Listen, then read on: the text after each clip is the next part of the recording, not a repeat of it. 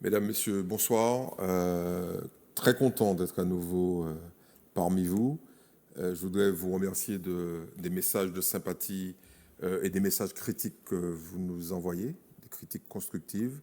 Ce soir, j'ai le plaisir d'accueillir un des piliers de la conscience nationale, je plaisante, une des personnalités les plus fortes de la conscience patriotique, on va dire ça comme ça, mais également de la conscience intellectuelle martiniquaise, de la prise de conscience de notre identité. Jean-Louis Fonsa, bonsoir. Bonsoir, cher ami. Heureux d'être avec vous ce soir. Et j'espère que pendant ce bon moment, nous parlerons du pays et évidemment de ceux qui l'ont construit et ceux qui, historiquement, vont l'achever. On sait, Jean-Louis Fonsa, que vous êtes le compagnon de beaucoup d'hommes célèbres. On va le découvrir. Je dis ça à dessein parce que vous cultivez la discrétion. Est-ce qu'on peut savoir pourquoi? Parce que là, les gens qui nous écoutent vont découvrir que finalement, vous êtes tout près de la célébrité, du pouvoir. Vous êtes l'exception qui confirme la règle, celui qui est à côté, mais dont personne ne parle. La question du pouvoir, si vous voulez, aujourd'hui c'est une question d'image. Mais la question du pouvoir, fondamentalement, c'est un acte, je dirais, intellectuel, Ouais. et qui, au cours d'une vie, entre, je dirais, la maternelle et la vie post-retraite, si vous voulez, nous permet effectivement, à travers soit notre production, nos écrits ou notre réflexion, d'emmener les gens, ceux qui nous côtoient, ceux que nous avons en charge, ceux que nous développons, à comprendre d'où ils viennent, qui ils sont et quels sont leurs devenirs. Non, vous avez raté votre vocation parce que ça, c'est un discours de pédagogue absolu, là. Vous n'avez jamais été prof, en fait. Ah oui, j'ai été prof pendant 10 ans. Ouais, J'étais ouais, à enseignant mon pendant avis, 10 ans. pas à fond la caisse. Hein. Vous faisiez 15 000 choses en dehors d'être prof. Ah oui, parce que, en fait, que voulez-vous, en choisissant la MEP, parce que j'ai choisi la MEP, c'est un engagement politique, un engagement militant. En choisissant la MEP, j'ai choisi la MEP parce que à la MEP, on avait un double objectif à l'époque. C'était la question nationale à résoudre. Et pour la résoudre, il fallait emmener un maximum de personnes à travers notre pratique sociale, culturelle et militante à comprendre le pays et emmener ce pays à la souveraineté et à l'indépendance nationale. Stop. Vous allez trop vite. Je dois d'abord vous présenter. Alors, je vous ai tendu la perche, vous allez sauter dessus, mais c'est pas grave. Je dois d'abord vous présenter. Alors, vous êtes d'abord un militant. Oui. Vous êtes de Rivière-Pilote. Oui. Ça va s'entendre, à mon avis, pendant toute la soirée. Et on a déjà reconnu les accents patriotiques. Mais vous êtes surtout un métis. Et ça, peu de gens le savent. Et ce soir, ils vont l'apprendre. Et vous êtes l'archétype de la complexité à la fois raciale, historique, génétique de la Martinique, puisque vous êtes un métis martiniquais marocain. Est-ce que vous pouvez nous raconter ça un petit peu? Et puis après, je poursuivrai votre portrait. Oui, non, effectivement, ma mère, je suis marocain devant ma mère, parce que ma mère est marocaine, hein, Ouais. et je suis martiniquais devant mon père. Donc c'est un métissage de l'Afrique pure, Ouais. puisque le Maroc fait partie de l'Afrique. Oui, on s'en souvient, s'en souvient. mais pourquoi pur alors? Parce que votre père, il n'est pas africain. Non, mais quand je fais la généalogie de mon père, on a retrouvé le premier Fonsa quand il est arrivé. Enfin, c'est pas, il ne s'appelait pas Fonsa. Et apparemment, je n'ai pas confirmé mon test génétique, mais je ne pense pas qu'il y ait beaucoup d'autres gènes que des gènes de l'Afrique de l'Ouest. Donc c'est pour ça que je dis que je suis un Africain pur. Comme beaucoup de Martiniquais. Comme beaucoup de Martiniquais. Mais ça, c'est effectivement ma mère est marocaine, mon père l'a ramené. Mon père a passé 30 ans à l'extérieur.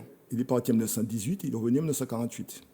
Est-ce qu'il fait partie de la génération des Martiniquais qui ont aidé à la colonisation française en Afrique? Oui, mon père était un officier de l'armée coloniale. Ouais. Effectivement, quand il est parti en 1918, après la guerre, quand il est venu en 1948, je vous dis son parcours. Alors, il était en Syrie et au Liban après la Première Guerre mondiale. La politique Le Levant.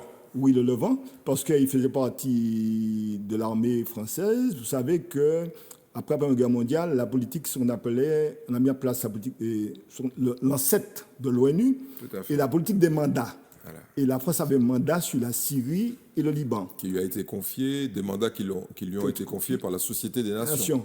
Justement, après les traités de Versailles. Tout à fait. Et mon père s'est retrouvé au Syrie en Liban. D'ailleurs, j'ai des photos de mon père devant Pamir, la fameuse ville de Pamir, à cheval, effectivement.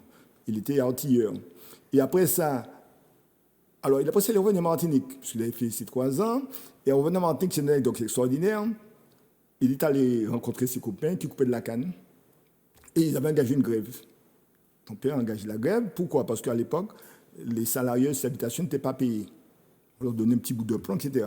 Et mon père lui a dit, voilà l'argent qu'on doit vous payer. Et il avait été enchaîné, ramené par le bac à Fort-de-France. On lui a demandé de choisir.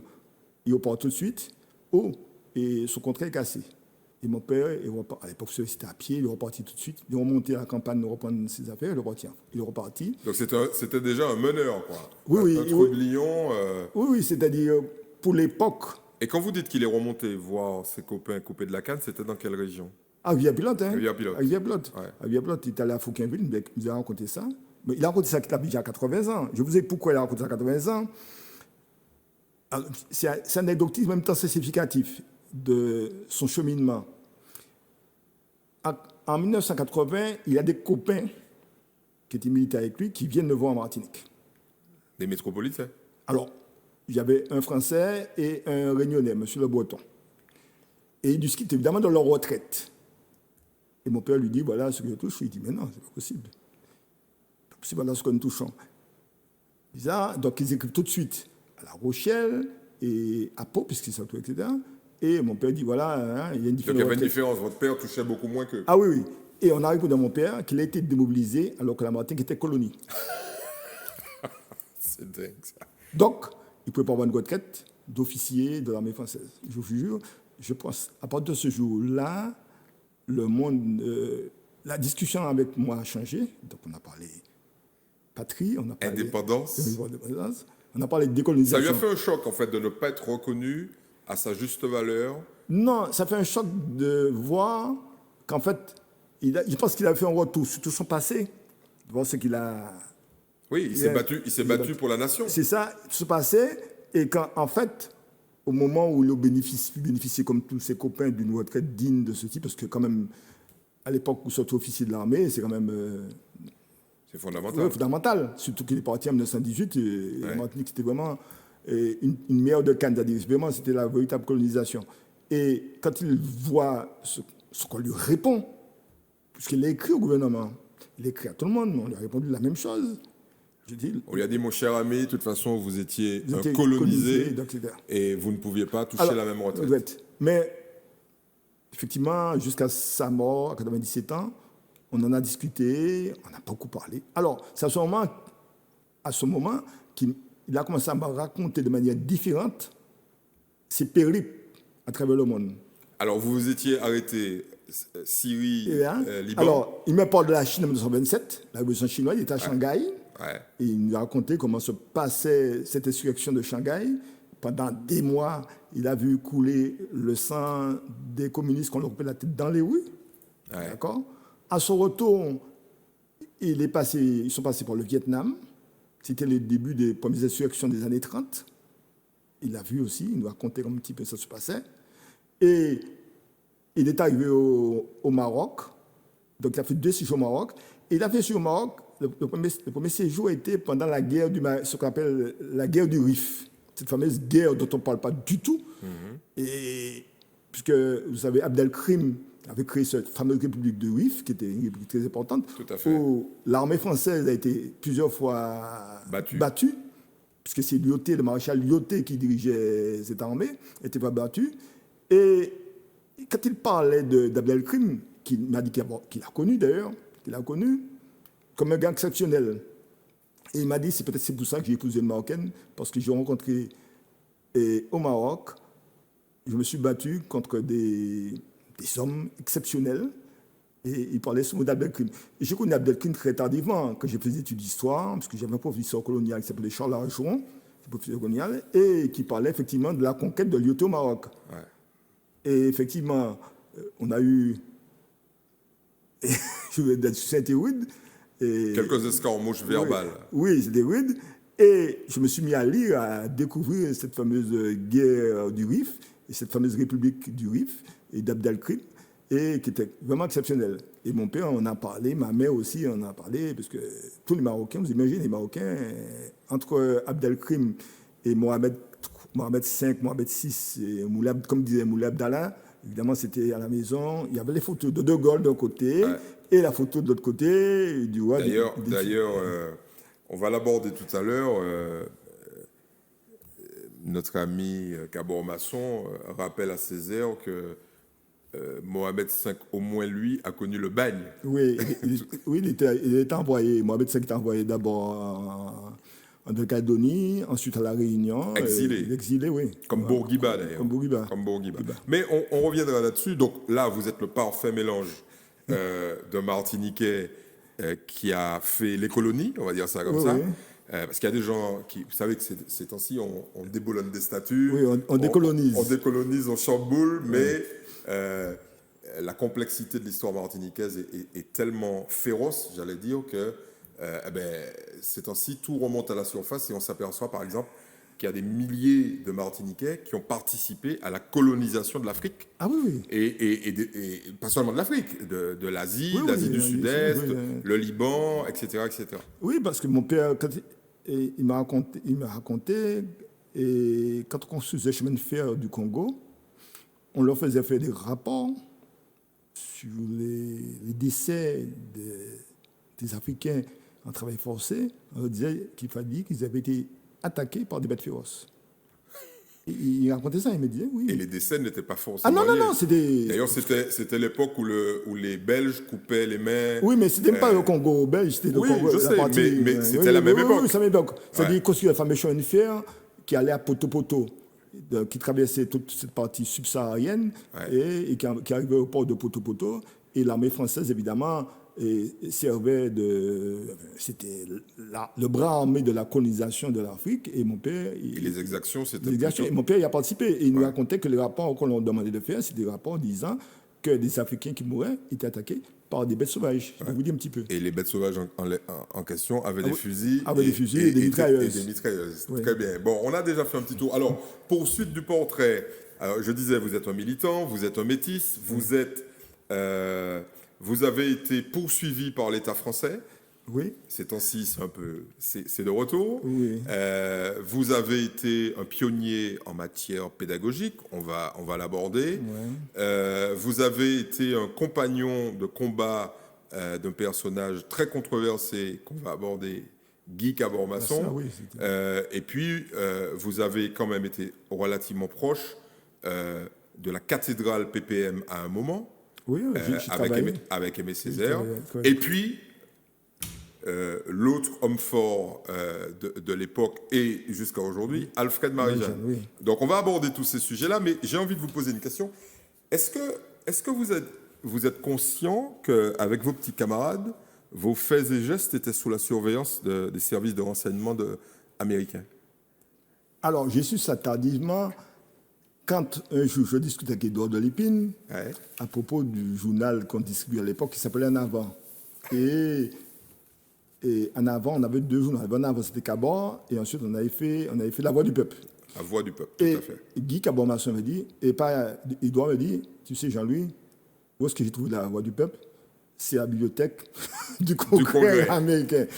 Alors, j'étais un peu étonné, mais sans être étonné, de la mesure, bon. À l'époque, tu sais, on avait le Centre culturel américain à Fort-de-France, qui était certainement, évidemment, l'agence de renseignement, etc. Quand on sait que l'importance de la Caraïbe pour les Américains, parce que n'oubliez pas quand même que depuis la doctrine Monroe, qui disait... le bassin Caraïbe, c'est à nous. C'est à nous, l'Amérique aux Américains.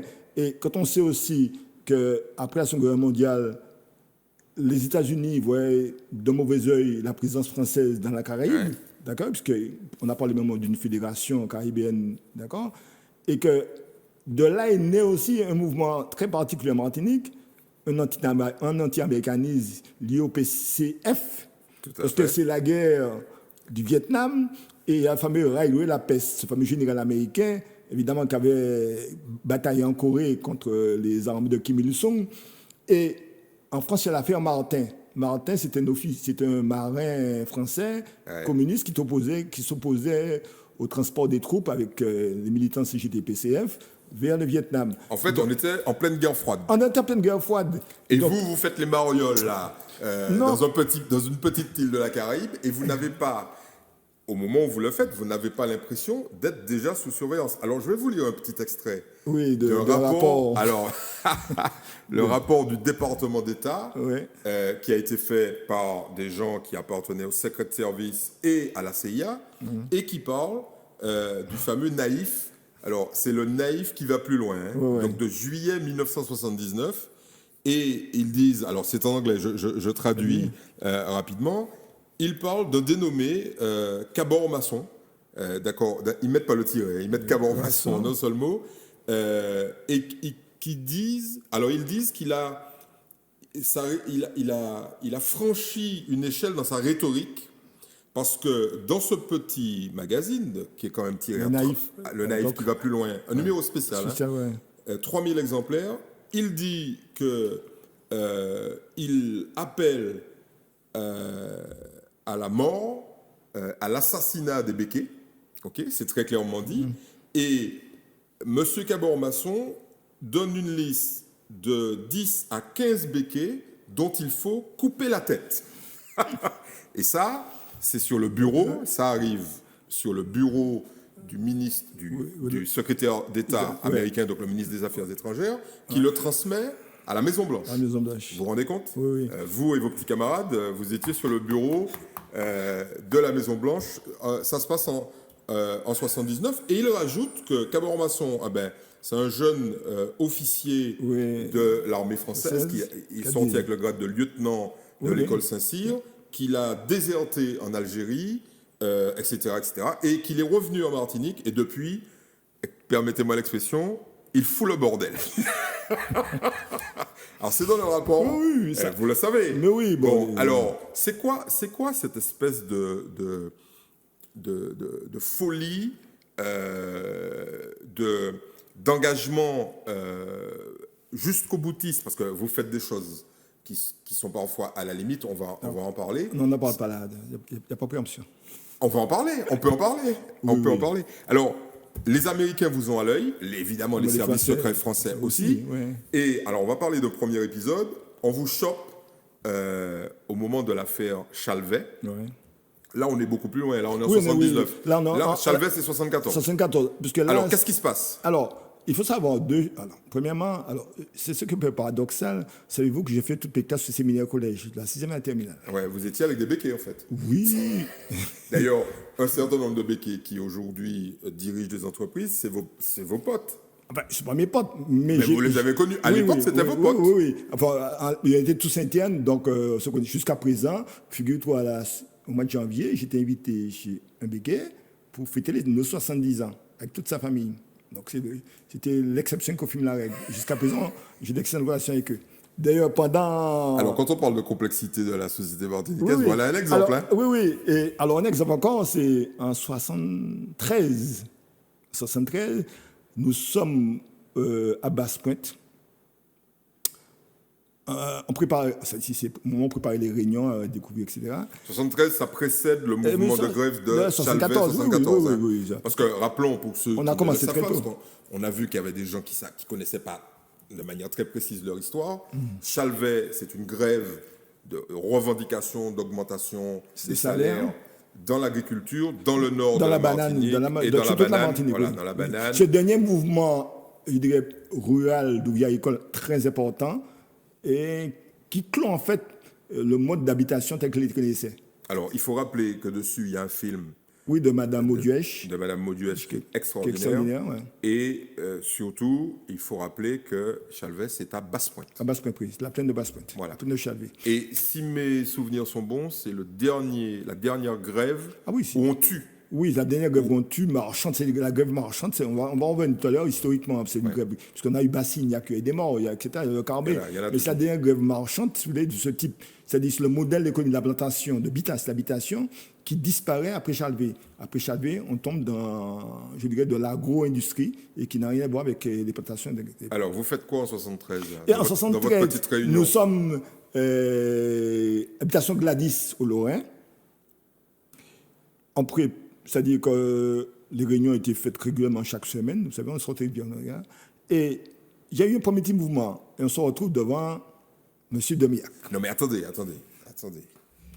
Jean-Louis, il y a un problème, c'est que vous faites quoi dans la vie? Parce que un militant, il faut qu'il mange. Oui, mais vous savez, j'enseigne à la MEP, à Sainte-Thérèse. Voilà. Donc vous êtes enseignant, oui, et militant. Et quand vous n'avez rien à faire, vous montez. Non, on n'a pas rien à faire. C'est-à-dire qu'on était enseignant militant. C'est plutôt le contraire. Vous êtes militant et quand vous n'avez rien à faire, vous allez enseigner. Non. Alors, il faut savoir qu'à la MEP à l'époque était organisé en grands ensembles. Il y avait 4 ensembles. On va y venir. Parlons de cette alors, réunion. on se retrouve de Demiac. Et Demiac me reconnaît, puisqu'on était internes ensemble. On a joué au football ensemble. Il me regarde, je le regarde. C'est bien le Demiac qui a été le patron de Banamart à un moment. Je ne connais pas son parcours après, mais je sais qu'il avait une grosse habitation. Une grosse habitation au Marigot. Ah ouais. Voilà. Marigot, loin partout, c'était bon. Et on se regarde, il me reconnaît, je le reconnais. Vous parlez? Il était interloqué. Parce que quand on était ensemble à l'internat, tu sais, on s'amusait au football, etc. Et à l'internat, c'est un monde à part, où tout le monde se ressemblait. En fait, l'activité principale, c'était la culture, les résultats scolaires. Est-ce qu'il y avait du racisme quand vous avez vécu avec ces jeunes qui étaient comme vous, qui avaient le même âge, ou que vous partagiez un certain nombre de choses? Est-ce que le racisme était présent? Oui, le samedi à 12h30. Donc du lundi au samedi, ça allait, et à 12h30, ils ne vous connaissaient plus? Oui, quand ils partaient sur le parking, les parents venaient chercher dans leur voiture, et nous, on prenait nos sacs pour descendre pour du canal, pour aller prendre taxi pays ou encore, etc. C'était terminé. Ouais. Et au cours de ma scolarité, on n'a jamais été invité chez eux viser ça. Pourtant, toute la semaine, on jouait au football, on était en classe ensemble. Et quelle langue vous parliez? Créole comme français. Non, les deux communautés. Oui, non, mais plus créole. Oui, il parle très bien le créole. Très, très bien, mais mieux que nous, si vous voulez. Bon, parce qu'effectivement, sur l'habitation, c'est là qui vraiment. Mais ce qui est assez, je dirais, et c'est là qu'on voit, comme dirait Descartes, le bon sens, c'est la chose que monde n'avait partagé. C'est que la compétition était surtout intellectuelle. C'est-à-dire, on avait des meilleurs notes qu'eux.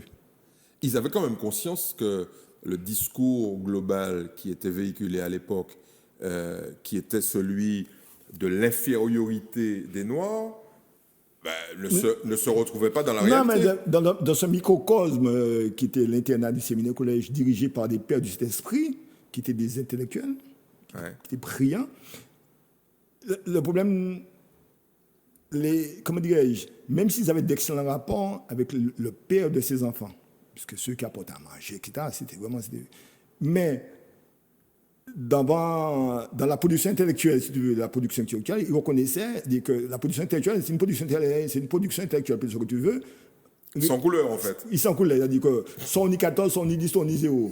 Et très souvent, alors, pour un exemple, nous, à l'internat, par exemple, on ne montait pas tous les samedis, parce qu'effectivement, taxi pays, c'était 4 heures de route, etc. Alors, l'année, pour que les gens nous suivent. Nous sommes entre les années 60, 62, 63, 64, etc. Oui. Après les émeutes de décembre 59. Et la fête des Cricot aussi. Et donc, beaucoup de petits béquets nous payaient pour faire des devoirs. Ah ouais? Oui, qu'on remettait le lundi matin. La corruption avait déjà commencé. Oui. C'est-à-dire que je me tapais 3 devoirs de français pendant le week-end. Et combien ils payaient? Ils payaient bien. Ils payaient bien. Vous n'allez pas nous dire combien? Non, mais à l'époque, pour nous, c'était bien parce que ça me permettait d'acheter mes chaussures de football pour mon équipe de Agia Pilote, etc. C'est tout. Alors, j'ai un document qui est fantastique. On va les passer en revue tout au long de l'émission. Là, j'ai un document de Camille Darcière qui dit la chose suivante. L'année 74, donc on est là, connu un florilège d'autres procès politiques à l'occasion duquel le PPM mobilisa ses militants et participa à la défense des pourchassés. Oui, on est dans le romantisme absolu, mais juin 74, suite aux grèves agricoles de Chalvet, à la mort d'Ilmani et de Marie-Louise, les deux ouvriers agricoles qui ont été tués. Alors il y a un doute sur Marie-Louise, mais bon, on va en parler quand même, parce que ça fait débat, et on est là pour en parler. Le procureur de la République poursuit Cabor-Masson, dont on vient de parler, mais on n'a pas fini avec Cabor. Fonsa, le fameux Fonsa, Ferdinand, Alex Ferdinand, dont on va parler également, Zamor et Crétinoir. Et très fièrement, Camille dit « Nous sommes la défense ». Oui, c'est-à-dire, en fait... Qu'est-ce que vous aviez fait? En fait, non, pour comprendre la relation qu'on avait avec le PPM de l'époque de Césaire. Césaire disait toujours, vous êtes mes fils. Parce que je pense que Césaire voyait en nous ce qu'il n'a pas pu faire quand il était jeune. Bon, je pense que c'était ça. Il y avait une frustration de l'action du terrain. Il avait à la fois un émerveillement, tout en nous tensant de temps en temps. En fait, vous ne lui avez pas trop rendu... Ah non, mais... L'appareil, on va y venir. Oui, mais quand on écrivait dans La Voix du Peuple en avant, Césaire était critiqué fondamentalement. Plus que fondamentalement, je vais vous citer. Et quand j'allais le voir, on était tous à la MEP, il nous recevait, je dirais, même comme un bon père, si vous voulez. Alors, on va mettre Césaire de côté. Ce n'est pas tellement les relations avec le PPM qui m'intéressent pour l'instant, on va y venir. Mais c'est plutôt ce que vous avez fait pour être poursuivi par le procureur de la République. Alors, effectivement, à la fin de nos études, en 72, je suis entré en Martinique. Je suis entré directement à la MEP. D'accord? Ferdinand y était déjà, et Cabor y était depuis 2 ans. Et nous étions organisés, il y avait plusieurs organisations politiques qu'on appelait à l'époque marxiste-léniniste. Il y avait le GAP, d'accord? Il y avait le GS70, le groupe Septembre 70, où j'étais membre. Et il y avait Zamba à Sainte-Anne, il y avait une florinelle de groupes. Donc les petits jeunes qui nous écoutent aujourd'hui, il faut qu'ils sachent que l'activisme pur et dur existait déjà. Ah oui. Parce qu'on était tous issus de la GEM et plus ou moins de mai 68. Donc on a connu les mouvements de décolonisation. Parce que, par exemple, quand j'étais étudiant, on manifestait tous les jours contre la guerre du Vietnam. Et c'était l'époque aussi de la guerre de décolonisation dans les colonies portugaises. La Guinée-Bissau, on était en contact avec des dirigeants de la Guinée-Bissau. On avait un beau copain qui s'appelle Tony, qui est devenu ensuite... Tony X. Qui est venu ensuite ambassadeur plénipotentiaire de la Guinée-Bissau pour toute la Caraïbe et l'Amérique centrale, qui était notre copain, avec qui on vivait, etc. Et puis après, ça a été l'Angola, le Mozambique, etc.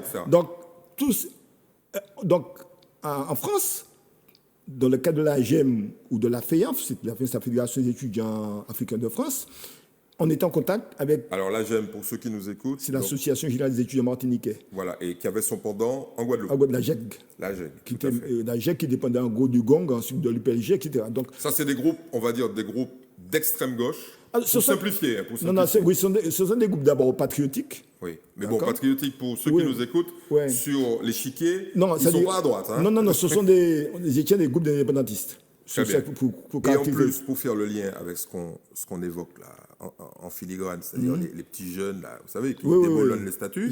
J'avais les activistes.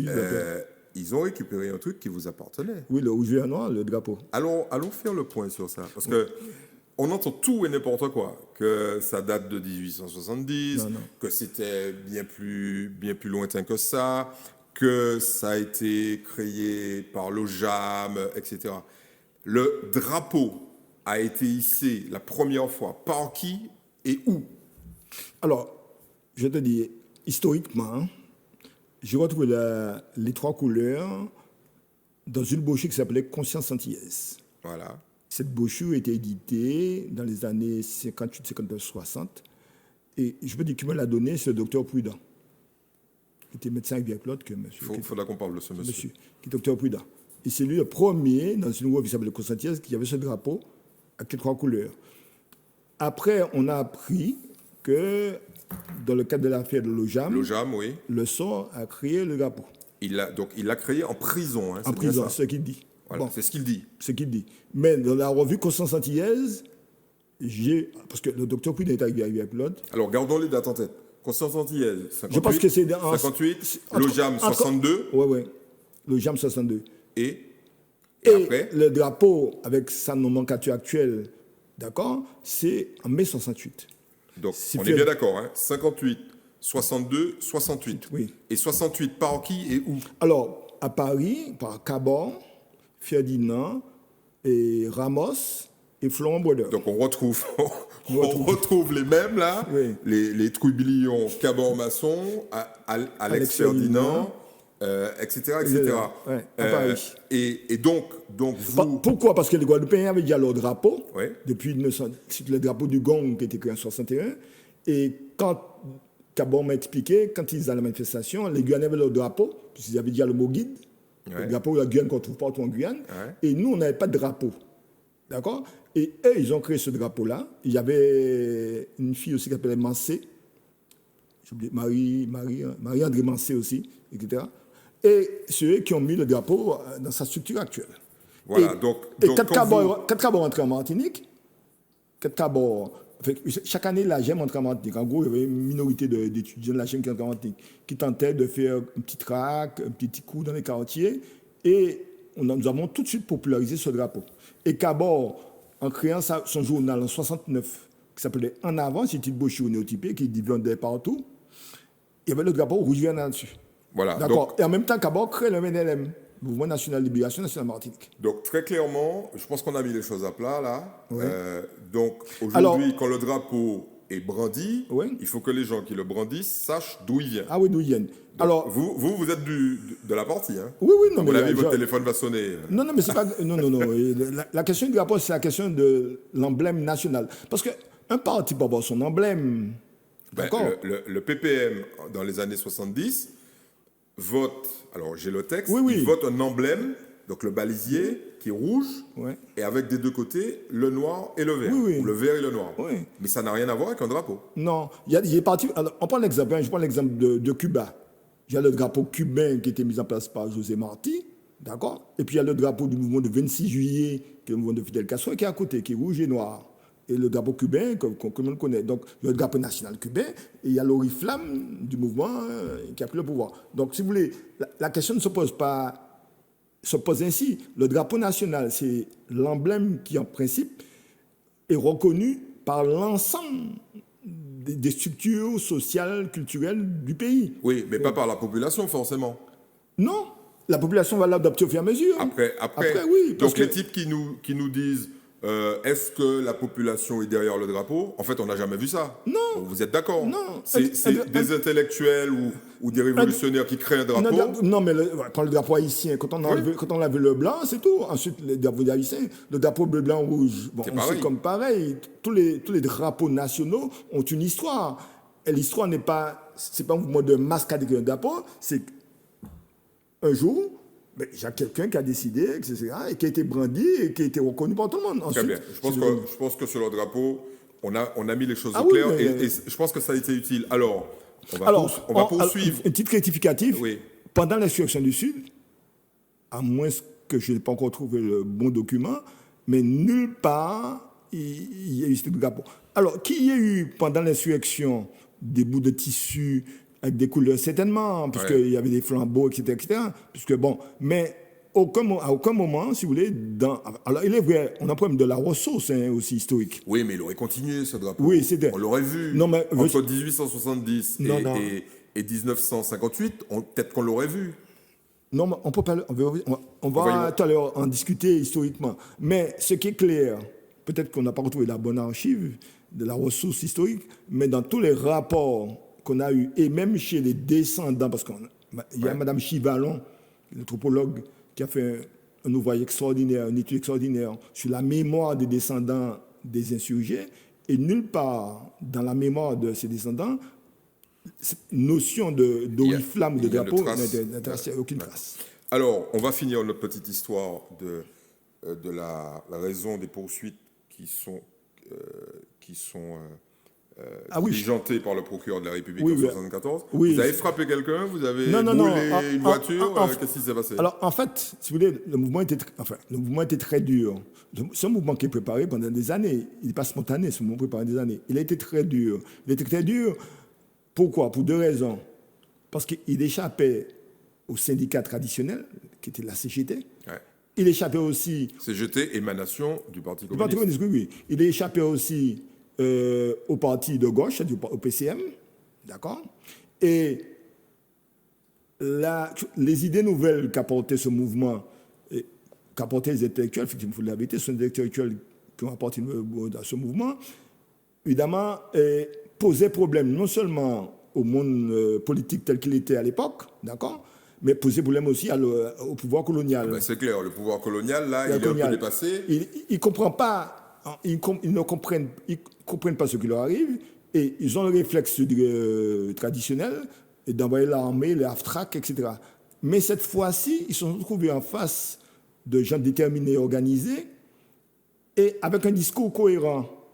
Parce que, en fait, la vraie nouveauté, c'est que la grève, en fait, elle est politisée. Toutes les grèves sont politiques. Pas en 1900. Non, oui, même les gens qu'on a fusillés au François, ils n'avaient pas de discours nationaliste. Non, pas de discours nationaliste. Mais, enfin, politique au sens, ils portent un projet. Oui, bon. mais vous vous rappeliez il y a quelques minutes que vous avez travaillé le prolétariat du Nord pour que ça aille plus loin. Du Sud, partout. Voilà. Donc, pas pour que ça aille plus loin. Premièrement, pour y avoir des revendications immédiates à satisfaire. Oui. D'accord. Mais deuxièmement aussi, c'était pour amener ce prolétariat à prendre conscience du rôle à l'époque qu'il pouvait jouer, qu'il devait jouer dans notre futur qu'on était en train de construire. Dans l'identité, la question nationale, la formation du peuple, etc. La conscience nationale, la conscience de la classe ouvrière et le modèle de société qu'on voulait construire. D'accord? Et à l'époque, on pensait que la force physique, ça c'est Cabral, hein, j'ai beaucoup lu Cabral, la force physique, si vous voulez, de ce mouvement devait être ces ouvriers agricoles, effectivement, qui depuis... Quand vous dites Cabral, vous faites référence pour les gens qui nous écoutent, parce qu'ils, vous savez, ils prennent des notes. Amilcar Cabral, Guinée-Bissau, etc. Bien Cabral, c'est un ingénieur agronome qui avait créé le PAIGC, le Parti africain pour l'indépendance de la Guinée et du Cap-Vert, et qui avait, si vous voulez, théorisé la lutte de libération en Afrique. Contre eux, c'était les Portugais. Les Portugais, mais en Afrique, c'est-à-dire, contrairement aux autres pays, au Vietnam, on a eu Ho Chi Minh et les Viet Minh, mais en Afrique, on a eu Cabral, on a eu la MPLA, avec Agustin Noto, Samora Machel. Ensuite, c'est d'abord Madeleine qui était assassiné, et Samora Machel qui a pris le pouvoir en Mozambique et de l'autre côté. Alors, vous n'avez toujours pas répondu à ma question. Qu'est-ce que vous avez fait? Alors, qu'est-ce qu'on a fait? Non, c'est-à-dire, nous disions, c'est vrai, notre organisation s'appelle Septembre 70. On disait que la conscience de classe est apportée de l'extérieur. L'ouvrier peut être exploité. Jean-Louis, ne vous inquiétez pas, vous n'allez pas être poursuivi. Ah non, mais actuellement. On a des relations, vous n'allez pas être poursuivi. Dites-nous ce que vous avez fait. Non, ce qu'on faisait, nous, c'est qu'on organisait les ouvriers agricoles et leurs familles, d'accord, dans un cadre revendicatif bien précis, d'accord, et ensuite, on les formait aussi politiquement. Est-ce que vous faisiez, alors la CIA, ils sont très très forts, il y a un rapport sur le Parti communiste, et les mecs de la CIA disent, vous avez vu, en fait, ils sont super bien informés, ils ont dit que le Parti communiste, à cette époque-là, avait pris 200 ouvriers, il les avait divisés en 10 groupes de 20 ouvriers, il leur avait donné 200 francs pour brûler des champs de canne, des béquets. Non. Vous ne faisiez pas ça? On ne faisait pas ça. Non, on ne faisait pas ça. Non, on ne faisait pas ça. C'est-à-dire qu'en fait, le mouvement ouvrier, dans sa puissance, évidemment, se heurtait effectivement aux planteurs, aux béquets, évidemment aux forces de l'ordre, c'est-à-dire aux gendarmes qu'on envoyait sur le terrain. Quand vous dites heurter, ça castagnait. Oui, il y avait des coups de coutelas là, il y avait des coups de bâton. On a eu des heurts à Vieux-Pilote, je me souviens, on a eu des heurts particuliers, très particuliers, et c'est pour ça qu'on nous Ça veut dire quoi particulier, Jean-Louis? Est-ce que vous avez déjà frappé un policier? Je n'ai pas frappé un policier. On était organisé. Vous savez que c'est l'actualité. Non. Ce n'était pas des policiers d'ailleurs qui venaient, c'était des CRS. Ouais. On était organisé quand même en groupe d'autodéfense. CRS, ça veut dire Compagnie républicaine de sécurité. Créée par les socialistes. C'est des flics. Oui. Donc, on était organiser une autodéfense. C'est quoi l'autodéfense? L'autodéfense, c'est-à-dire être prêt. Alors, premièrement, il fallait bien organiser les ouvriers. Si les autres ici vont au coup de boutou, il faut les autres bailler au coup de On a boutou, c'est ça? organisé, non, les ouvriers étaient organisés d'ailleurs de manière. L'état-major, il y avait quand même un état-major bien organisé, etc., qui donnait, avec les mots d'ordre d'organisation, de déplacement, etc., des formations, des filtrations, etc. Et est-ce qu'ils allaient au contact?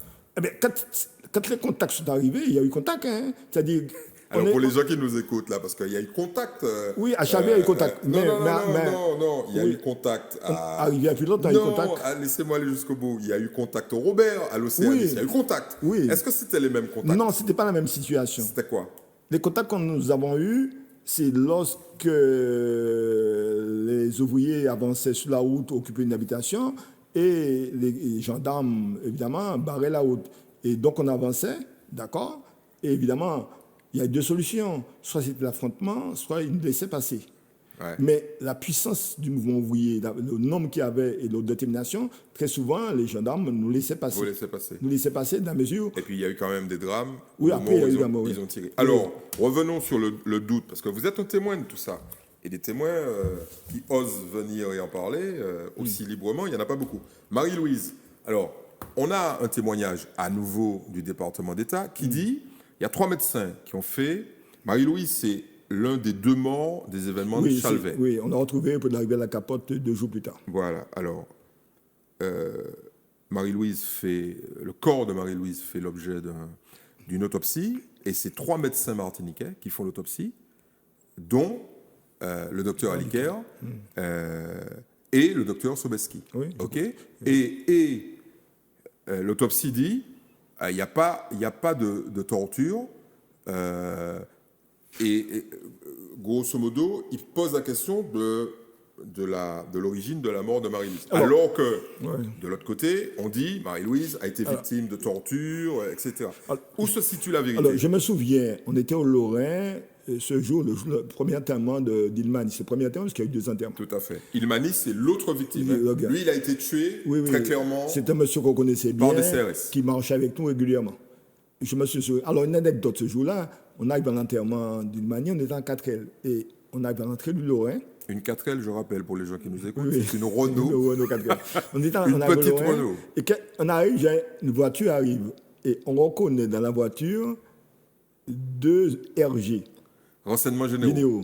Dont un copain à nous, qui était de Vieux-Plate. Et quand, je me souviens, il y avait Ludovic Bravo qui était avec nous.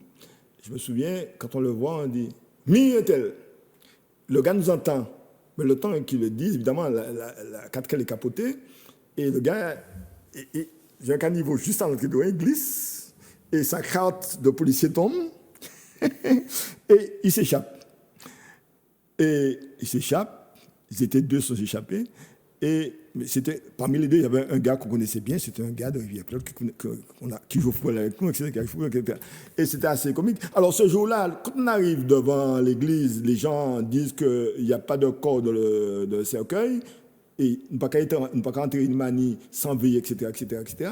Et au même moment, pendant que nous étions là, on entend dire qu'on a retrouvé quelqu'un, un jeune, à l'entrée de la Villa Capote. Donc on se déplace, effectivement, la gendarmerie est arrivée, le corps, on ne laisse pas voir le corps, etc.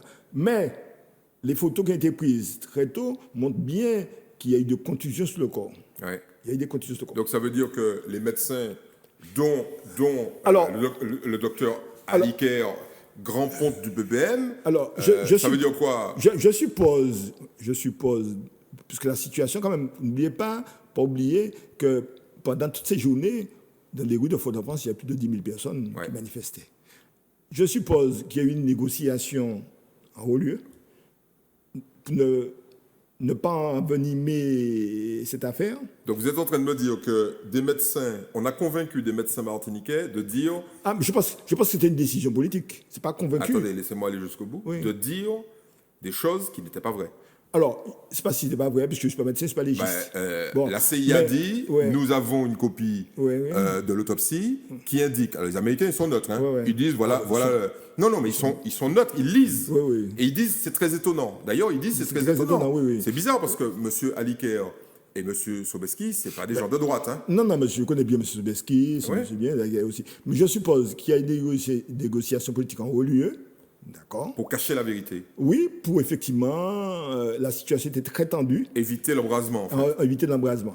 C'est dingue, ça. Hein. Je pense que c'est ça. Je ne vois pas d'autres. À l'époque, je vois pas. S'il y a Donc, une les négoci- gens qui disent que l'histoire de la Martinique, c'est quand même. C'est pas si simple que ça. Et Ah non, c'est c'est pas- un peu complexe.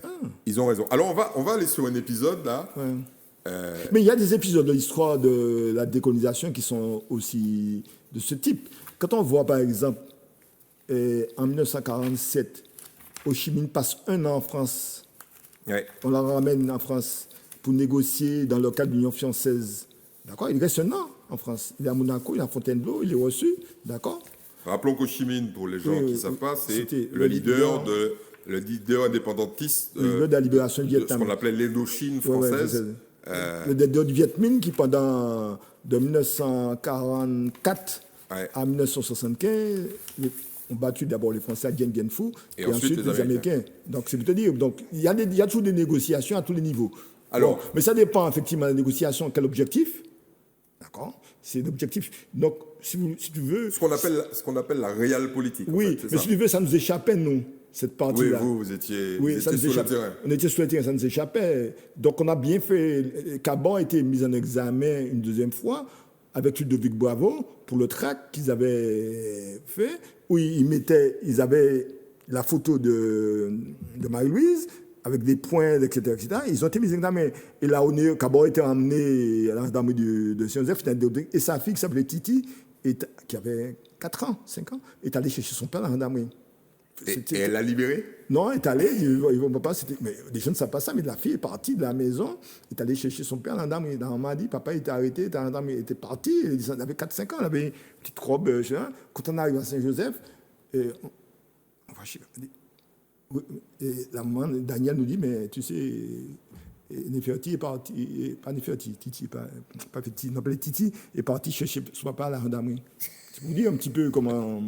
Alors, revenons sur la MEP, pour que les gens comprennent bien, parce que ça fait plusieurs fois qu'on cite la MEP. Donc, la MEP, c'est une association martiniquaise d'éducation populaire. Dont le créateur est Aimé Césaire. Non, le créateur, c'est M.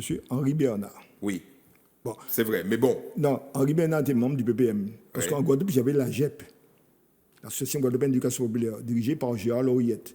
Et quand Henri Bernard, qui est prof de philo, en Martinique d'abord, à Technique, ensuite à Bellevue, en parle à Césaire. Et il dit à Césaire, on crée ça. Césaire a dit, tu connais Césaire? Il dit, oui, on crée ça. Césaire a pris la décision politique. Voilà, c'est ça. C'est ce que je Oui, voulais, oui. souligner. Césaire a pris la C'est décision. lui qui prend la décision politique. politique et administrative. Ouais, et Et financière. matériel, Et financière. équipement, de créer cet établissement. Alors, quel est l'objectif? Parce que cette école vient se positionner, j'allais dire, contre le système Alors, éducationnel français classique, ou non, alors non, vient compléter le Non, système. il y a deux. Faut comprendre deux choses. Nous sommes en 1970. Ouais. Il n'y a que 3 lycées en Martinique. Ouais. Il y a 20 collèges. Et 80%, il faut savoir qu'en 1970, moins de 1% des enfants en maternelle arrivaient au baccalauréat. Alors, c'est essentiel et c'est central pour que les gens comprennent bien Oui. ce que quelqu'un comme Aimé Césaire, et puis Cabor Masson et Oui. Jean-Louis Fonsa, mais aussi Et Renaud un de peu Grand plus- Maison, Renaud- et Renaud. un peu plus tard, Camille Dancière en 86, Ouais. ont fait pour, entre guillemets, la libération nationale. Parce qu'il ne peut pas avoir de libération nationale s'il n'y a pas d'éducation. Oui, non, mais c'est clair. Donc C'est-à-dire, c'est un choix c'est un choix. politique. C'est un choix. C'est-à-dire, quand Henri Bernard a proposé. Alors, il y avait quand même 2 éléments importants. Évidemment, la partie matérielle. J'avais une partie aussi, je dirais, culturelle. C'est-à-dire, utiliser la langue créole Ouais. comme support pédagogique. Alors, pourquoi? Pour 2 raisons. Je vais expliquer. Donc, 20 collèges, 3 lycées. Donc, ça veut dire très peu de gens en lycée. Donc en fait, Bon. en clair, Ensuite- attendez Jean-Louis. Attends, Pour- deuxième élément attendez, non, important, attends. c'est l'exode rural. Non, mais justement, il faut qu'on aille jusqu'au bout. Quand vous dites, il y a 3 lycées, 20 collèges, allons jusqu'au bout. C'est-à-dire que quelqu'un, une jeune femme ou un jeune garçon qui arrive en 3e, quand il veut aller au lycée, on lui dit, il n'y a pas de place. Oui, pas de place. C'est pas la peine, nous pas aller la- plus loin. Donc, Parce qu'il y a quand même beaucoup de jeunes sortaient de la classe de fin d'études, ouais. 14 ans, ou encore en 5e. OK? Et ils allaient où? Mais c'était terminé. c'était soit la guerre d'Algérie ou l'Indochine, comme on disait à l'époque, ils s'engageaient. Ensuite, c'était le Bimidum. Bimidum. Oui, c'est tout. Voilà. Donc, Du travail local. Oui, mais Ouais. alors, c'est l'exode rural. N'oublie pas qu'à partir de 1959, les premières usines à sucre ferment. Oui, tout à fait. D'accord? Et la dernière usine à sucre, celle du Marin, a fermé en 68. Et il restait qu'une usine témoin, c'était le Larentie. Larentie, Et puis le Larentie Galion. au Lamentin et le Et Galion à Galion. Trinité. Bon, j'appelle ça des usines anthropologiques. C'est-à-dire Des musées. Oui, des musées. C'est bon. Ouais, d'accord. Donc, c'est un exode rural extraordinaire. À Exode rural vers Fort-de-France. Fort-de-France. Et tous les quartiers, les quartiers qui se créent, Volga, Plage, Bocanal, etc., il y a des milliers de jeunes qui ne sont pas scolarisés, mais qui sont d'origine rurale, qui portent en eux cette culture de la langue créole. Et nous qu'est-ce qu'on fait? On s'est dit, voilà, nous allons enseigner en créole pour leur permettre d'accéder par le biais de cette langue au savoir et aux compétences. C'est pour cette raison qu'on a créé la MEP. Donc ça, c'est, on va dire, c'est le fondement idéologique de politique, départ. j'ai dit oui. C'est l'idéologie, Oui, ça. oui, si tu veux. Mais ça va s'ouvrir, quoi. Ça va s'élargir. Oui, après, alors, parce que Kaba avait une expérience, ça s'appelle des écoles coraniques en Algérie. Il nous expliquait qu'en Algérie, il y avait parallèlement à l'école française, que très peu d'Algériens y accédaient, seule la cour supérieure, ce qu'on appelait, il y avait la partie des indigènes et une cour supérieure, ce qu'ils appellent un petit peu les civilisés, qui accédaient à on va dire la bourgeoisie algérienne. Ils avaient un nom, mais ils étaient ceux qui étaient intégrés. J'ai oublié le nom exact. Et qu'à côté, il y avait des écoles coraniques, évidemment qui étaient religieuses, mais aussi qui étaient la seule structure permettant aux enfants des douars ou des mechtas d'accéder à la culture. Alors, le paradoxe absolu de cette école, c'est que au départ, on va dire sa cible naturelle, c'est les gens que vous venez de décrire. Oui, c'est les élèves, oui. Des élèves déscolarisés, on va dire ça comme ça. Non, qui ne trouvaient pas de place système scolaire. Alors, voilà, dans le système scolaire classique. Traditionnel, parce qu'il n'y a pas de place pour eux. 20 collèges en Martinique, il n'y a pas de place. Ouais. D'accord? Imaginez, il n'y a pas de collège du Diamant, il n'y a pas de collège du Droisilé. Aujourd'hui, il y en a plus d'une quarantaine. Évidemment. Deux fois plus. Et des lycées, on est passé de 3 à 18. À 26. À 26. Bon, donc, voilà. Pas de problème. Donc tout le monde ça n'a plus rien à voir. Il n'y a rien à voir. Donc si on doit quelque chose à Aimé Césaire et à Camille Darcière, c'est bien ça. Ah oui, à Aimé Césaire et Renaud. Parce que Renaud de Grand Maison a porté le projet juridique. Parce que l'école a été tout de suite interdite. Oui, alors rappelez-nous ça, parce qu'il a fallu se battre. En plus, alors, évidemment, le gouvernement français ne peut pas laisser ce truc de voir. Notamment le préfet. Oui, il voit ce truc d'ultra-gauche se monter, il dit ça, c'est pas possible. Alors, le préfet Jean Thérade, qu'on appelle encore Thérade de la Grenade. Alors, on va expliquer pourquoi Thérade de la Grenade, parce que ça revient comme ça, les gens se disent, côté Michel Sorti. Quand Renaud de Grand Maison va déposer le projet de déclaration de facture, le préfet refuse de prendre la déclaration. Il refuse carrément. D'accord? Et quand il refuse... Il n'a pas le droit. Non, il n'a pas le droit. Il refuse de prendre le dossier. Et quand il refuse, évidemment, l'affaire est portée devant le tribunal administratif. Et la réponse a été la suivante. Cette école était interdite car contraire aux bonnes mœurs publiques. C'est la loi Fallou de 1830. Alors pourquoi elle est contraire aux bonnes mœurs publiques? Pourquoi elle est contraire aux bonnes mœurs publiques? Premièrement, la langue parlée, la langue créole. Oui, alors qu'elle n'existe pas. Bon. Deuxièmement, il disait, comme Cabor était le principal dirigeant, c'était une école de formation de cadres révolutionnaires. Ah oui, rappelons, on va y revenir tout à l'heure, que Cabor a déserté l'armée française et que, alors contrairement à ce qu'on dit, il ne s'est pas tout de suite engagé au front de libération. Non, ça c'est pas vrai. Il n'a pas été dans les forces indépendantistes, armées indépendantistes algériennes. Il est revenu Non. C'est-à-dire qu'à l'époque, les gars désertaient, ils passaient par la Tchécoslovaquie. Ouais. Mais lui, il est passé par où? Je crois qu'il est passé en Belgique. Il a été en Belgique. Et ensuite, il était ramené au Maroc. Bon, donc en clair, on ne va pas laisser un ex-déserteur mettre le bordel dans le pays, quoi. Un ex-officier. Officier, lieutenant. Oui, officier. De la grande école de Saint-Cyr. Que tu as fait Saint-Cyr, c'est-à-dire tu peux pas, vocation. Tu peux pas trahir. Non. Une petite anecdote, pendant que c'est vrai, quand Cabot était très malade, il y a un colonel de l'armée française qui est venu le voir, qui était son ami et qui a fait Saint-Cyr avec lui, qui est venu le voir. À Saint-Joseph? à l'hôpital. À l'hôpital. Et un autre colonel qui était militaire pendant une période en Martinique rencontrait Cabot régulièrement, on en discutait. Donc il y avait ce Ah dialogue. oui, tu sais, c'est Saint-Cyr. Hein, C'est la confrérie. C'est la confrérie, c'est le corps. D'ailleurs, Cabot m'a laissé la brochure où son nom y apparaît, mais là, il n'y a pas de carrière. Ensuite, Cabot m'a... Ils l'ont quand même mis dedans. Ah mais... oui. Bon, donc le préfet dit, c'est pas la peine. Oui, interdit l'école. Et alors? Alors, il interdit l'école, il envoie les gendarmes.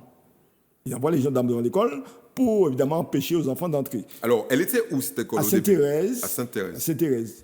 Et alors, quand on dit Sainte-Thérèse, pour les gens qui nous écoutent, c'est avenue Maurice Bishop. Maurice Bishop. Ouais, parce qu'il y a peut-être des gens qui ne connaissent pas. Oui. Et à Fort-de-France. À Fort-de-France.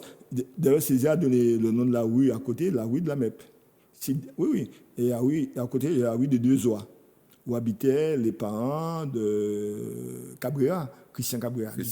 Madame Cabrera, c'est elle qui nous alertait, la maman, quand les gendarmes arrivaient. Donc, il envoie les gendarmes. Alors, quand les gendarmes arrivent, qu'est-ce qu'on fait? On joue du Bel Air. Si Émile arrive... C'est un café bail culturel, quoi. Café bail culturel. Et quand il repartait, on reprenait l'écho. Bon. Et ça a duré comme ça pendant 4 ans. Et au bout, vous êtes finalement reconnu. Alors, on s'est battu. Alors, en France, on avait quand même de bons avocats. C'est Maître Leclerc, Maître Matarazzo, que Césaire écrit pour nous. Et Césaire bataillait évidemment au Parlement et devant le Conseil académique de Bordeaux, qui en fait a reconnu légalement qu'une école peut être créée à condition, les conditions sont réunies. Et le premier directeur a été M. Dag Père, qui était ingénieur et professeur technique, donc ne pouvait rien dire. Voilà. Il avait toutes les compétences, etc. Donc il n'y a aucun problème. Mais la grande bataille pendant 4 ans a été menée par nous sur le terrain, parce que c'est nous, on n'a pas déserté. Hein. Ouais. On n'a pas déserté, on est resté. Et de l'autre côté, cette bataille juridique de Renaud de Grandmaison qui tenait cet aspect. Et Camille Darcière, par le relais de Maître Matarazzo, Leclerc, et puis, comment ça s'appelle, de Trinité, là, qui est décédé. Comment il s'appelle? Mais oui, enfin. Manville, ouais. D'accord. Manville, qui sont battus pour la reconnaissance de cette école. Et en 1964, j'ai oublié ça, et on reçoit un télégramme de Manville qui nous dit que la Cour a rejeté l'interdiction et que l'école est ouverte. Alors, il faut savoir pour la petite histoire qu'en fait, j'ai déclaré l'école, vous savez en quelle année? En 1990. C'est-à-dire, c'est exceptionnel. Quand l'école a survécu, aidée par la municipalité, bon, on était au SMIC. On est bien d'accord que c'est Aimé Césaire qui vous payait. Hein? Alors, pendant cette période-là. Non, pendant une première période, on partageait des cotisations des parents. Je vous jure, c'était pas le SMIC. Ouais. Et on n'avait pas de sécurité sociale. Après 1974, nous sommes allés voir Renaud de Grandmaison, on dit à Renaud, bon... on ne peut pas continuer. Ouais. Et il nous a dit, bon, on va vous mettre au SMIC. On était payé par les casernés. Hein? C'est M. Montluy qui nous donnait chaque mois 700 francs. Comme ça, mais pour nous, c'était pas... Même si j'étais marié... Vous étiez des militants, ça n'avait pas d'importance. Tous ceux qui ne pouvaient pas tenir, sont partis. Donc, si on raconte ça aujourd'hui aux jeunes qui nous écoutent... Non, ceux qui ne pouvaient pas tenir sont partis, ils ont intégré. Ils étaient tous diplômés, ils sont partis à l'éducation nationale, et ils sont restés Cabot, Michel Féliot, décédé, ouais. Jean-Claude Lauréat, et on était 3, Cabot, et M. Darc, Claude, nous disons les 4 qui sont restés. Et autour de nous, évidemment, on avait des copains des lycées qui venaient assurer des cours. Ouais. Madame de Grandmaison a assuré des cours de SVT pendant tout un sans pays. Marcel Donga, on avait un tas de copains. Tout ça c'est gracieusement. Oui, gratuitement, on n'avait pas d'argent. On n'avait pas d'argent. Quel combat. Alors, ce qui est proprement hallucinant, c'est que, on est bien d'accord que c'est Aimé Césaire qui prend la décision politique de créer l'école. Et l'un des premiers engagés dans ce combat, dans cette aventure, c'est Guy Cabot-Masson. Oui, Cabot-Masson. Alors, presque 10 ans plus tard, en 1981, Cabot-Masson écrit à Aimé Césaire. Lettre à Aimé Césaire. Bon, je ne résiste pas à quelques citations, Jean-Louis, parce que alors, il y a des gens... Avant les citations. Ouais. Je finis ma phrase avant les citations et je vous laisse citer votre anecdote. je dis ça parce qu'il y a des gens qui revisitent l'histoire en permanence et sont dans une espèce de manichéisme absolu. Ça, c'est bon, ça, c'est pas bon. OK? Et là, on va avoir l'illustration de quelqu'un d'extrêmement complexe qui dit « Aimé Césaire, je vous admire malgré tout. Oui. Mais avec ce qu'il lui balance à la tête, là, ça va réveiller quelques morts. » Alors, allez-y pour l'anecdote. Alors, c'est pas une anecdote. Il faut savoir, lorsqu'on était étudiant en Martinique, on arrive dans les vacances, à la GEM, on allait voir Césaire et de Grandmaison pour tirer nos tracts. Et dans le grenier, dans l'ancienne mairie, Renaud nous autorisait. Pour fabriquer les tracts. Ah oui, c'était ça. Et des tracts qui tapaient dur sur la PPM, hein, etc. Non. Mais fait à la mairie de oui, Fort-de-France. et avec l'autorisation de Renaud de Grandmaison, et peut-être dire la dame qui s'occupait de ça, c'était Madame Priva Lucienne et Madame Ancarno. Elle lisait pas les tracts. Oui, Madame Ancarno, qui était fondamentale en PPM, elle a dit Michel Limer, pourquoi que ces types vagabonds attaquent comme ça? Et c'est elle qui a dit mais ce sont mes enfants. Je le prends dans Madame Ancarno. Alors attendez, là, donc là, on fait une découverte. Alors, la lettre intervient en juin 1981. Oui, juste après. Alors, rappelons l'élection. quand même le contexte. Mitterrand est élu. Voilà, en mai 81. Et Césaire. Alors, il y a quand même deux éléments importants historiquement. Pendant la campagne, Mitterrand envoie un émissaire qui s'appelle un avocat, Maître Chonchon. Et lors de l'élaboration du programme commun, dans un premier temps, la Martinique est mise, la Guadeloupe, dans les affaires extérieures. Oui, en fait, il commet une erreur fondamentale. Enfin, c'est pas si comme une erreur. À mon avis, c'est volontaire. Hein. Je veux dire, je me suis un peu renseigné. Ouais. À l'époque, il venait chez mon père. Ouais. On est parfaitement conscient. Quand je dis à l'époque, c'était déjà en 74. La Martinique et la Guadeloupe, dans sa tête, c'était merci beaucoup, au revoir. Oui. C'est-à-dire que pour Mitterrand, qui avait raté la décolonisation de l'Algérie, n'oubliez pas, Ouais. il était ministre de l'Intérieur, il a fait couper la tête des Algériens et des Français aussi. Yveton, C'était un colonialiste. c'était un colonialiste. Ouais. C'était un colonialiste. Je pense qu'il a... Quatrième République. Oui, mais c'était classique. Modeste France, bon, c'était ça. Ouais. Bon, la décolonisation pour eux... Jules Ferry. Jules Ferry, bon, c'est quand même République. Mais... Il y a des statuts qui vont exploser, oui, à mon avis, bientôt. Donc, si tu veux, dans cette affaire, je pense que Mitterrand, il a dit, je ne vais pas rater l'histoire une deuxième fois. Ouais. Donc, il a mis à Martinique, évidemment, tollé général des socialistes en Martinique, tu penses que... Je ne sais pas si ton papa est au Parti socialiste, mais... Il était au Parti socialiste. Il y a un tollé général des socialistes en Martinique. D'accord. D'ailleurs, Pas que des socialistes. Hein. non, mais attends, il y a des socialistes, mais On va dire la oui, gauche démocratique. la gauche démocratique. Et n'oublie pas, d'abord, il y a une partie déjà des socialistes, de la fédération socialiste, qui était allée avec Giscard, hein, avec Maran. Exactement. l'UDF. D'accord. Et le dernier bastion, les salpêtriers, etc., et vous voyez de bon oeil, effectivement, l'arrivée de Mitterrand au pouvoir.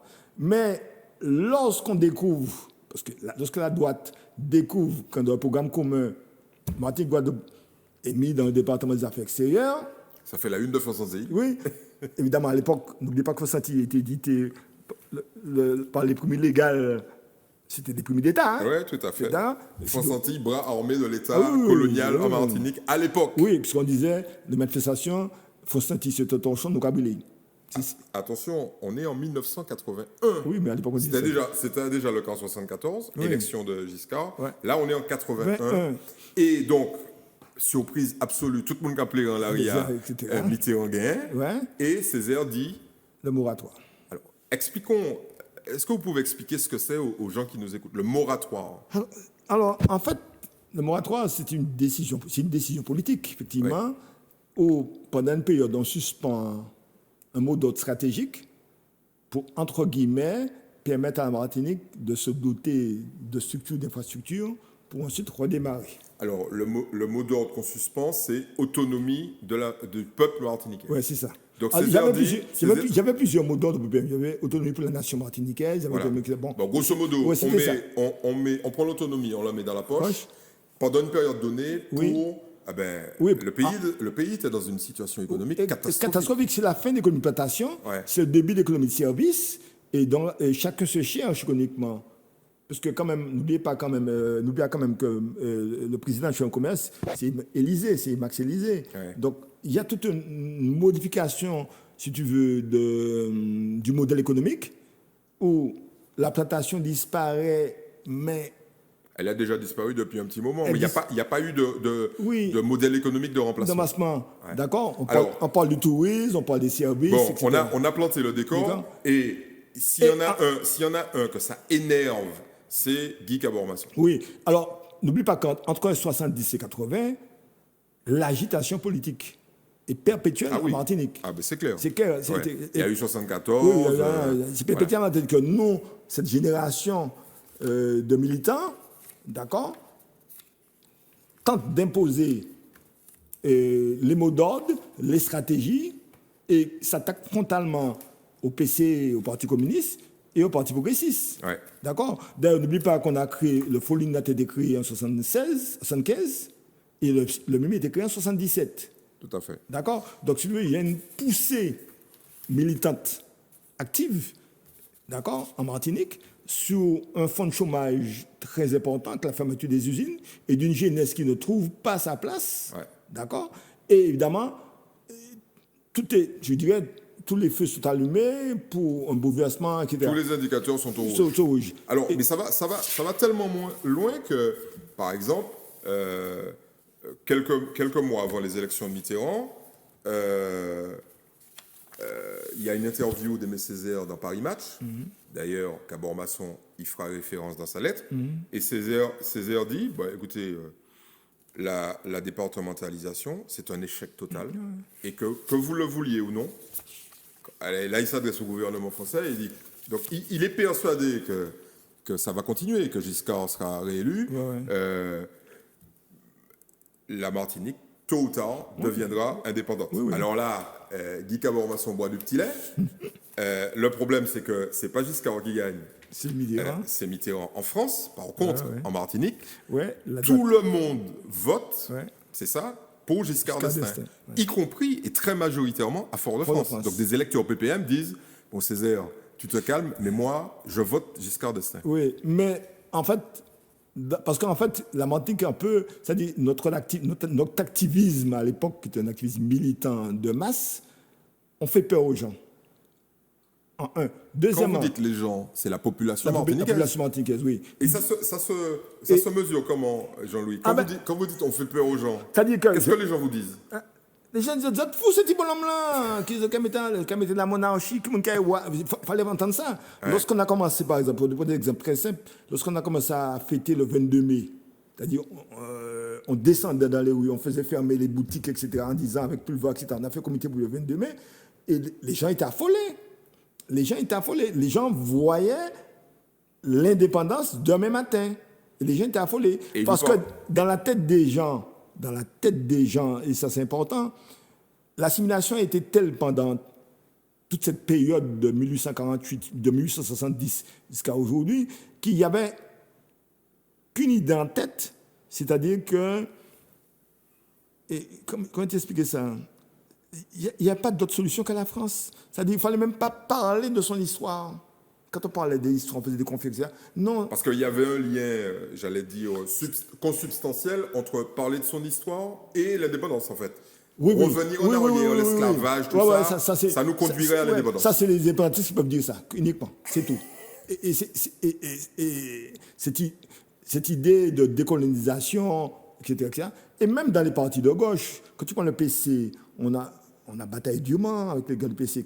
N'oublie pas que le dernier président du fameux cercle Victor Chercher a été M. Adrassé. M. Adrassé. Que monsieur très bien, qui a fini sa carrière au GRS d'ailleurs. D'accord ? Qui était, je crois, le beau-père. Le beau-père de Sonny Rupert. De Sonny Rupert. Et aussi de Cabormasson. Oui. Et de Cabormasson. Il faut quand même le dire. Il faut quand même le dire. Sonny Rupert, révolutionnaire guadeloupéen. Oui, mon fondateur du PSG, du légitime. Et vous avez tellement mené la vie dure au Parti communiste, à tel point que le Parti communiste et puis des membres de forces syndicales costauds allaient rendre hommage à Victor Schellcher. Alors on a découvert ça. Ils allaient mettre une gerbe devant Victor Schellcher. Et le troublion de Cabor qui qui a arrêté ça, c'est Cabor Masson. Oui, le premier qui ne supportait pas ça. Le premier qui était venu dit attendez, arrêtez. Alors qu'Armand Nicolas avait fait sa brochure sur le 22 mai. Mais les démocrates, on les appelait comme ça. Dans la tradition républicaine française en Martinique, de gauche comme de droite, nous parlons la chanson La Montagne est verte, et chez Chéris, La Montagne est verte, cette chanson qu'on a chantée, nous, tous les enfants, pendant des années. Donc ça leur a fait, en tout cas les héritiers, ça a dû leur faire super mal, cette histoire de statut qui tombe. Oui. Alors évidemment, je ne suis pas... Non, bon. Là, c'est une attaque directe. Alors, ça c'est un moment fondamental, parce que ça, c'est clair que c'est pas enseigné à la MEP, ça, c'est pas dans les écoles. Alors, Cabor Masson fait une lettre à Aimé Césaire pour lui dire son amertume, sa colère. Alors, celle-là est excellente. Il s'adresse à Césaire et il lui dit, alors rappelons quand même que c'est Césaire qui a créé la MEP. Hein. Oui, mais pas de problème. Vous êtes satisfait de la douillette vie de parlementaire français, tout juste satisfait de prononcer quelques discours, d'autant plus brillants qu'ils n'empêchaient en rien l'entreprise de décervelage de la population martiniquaise. Ça, un petit missile. Le plus gros missile. Vous êtes le seul leader du tiers-monde à demeurer un indécrottable valet de l'État français, quel qu'il soit. Il y a plus fort. Ce furent vos déclarations à Paris Match et au journal guadeloupéen, donc l'extrait que je viens de lire, quand Césaire dit, de toute façon, moi je vois la Martinique indépendante, à terme, que vous le vouliez ou non, et la départementalisation est un échec. Il faut rappeler qu'il est le rapporteur de la loi de 1946 qui amène la départementalisation.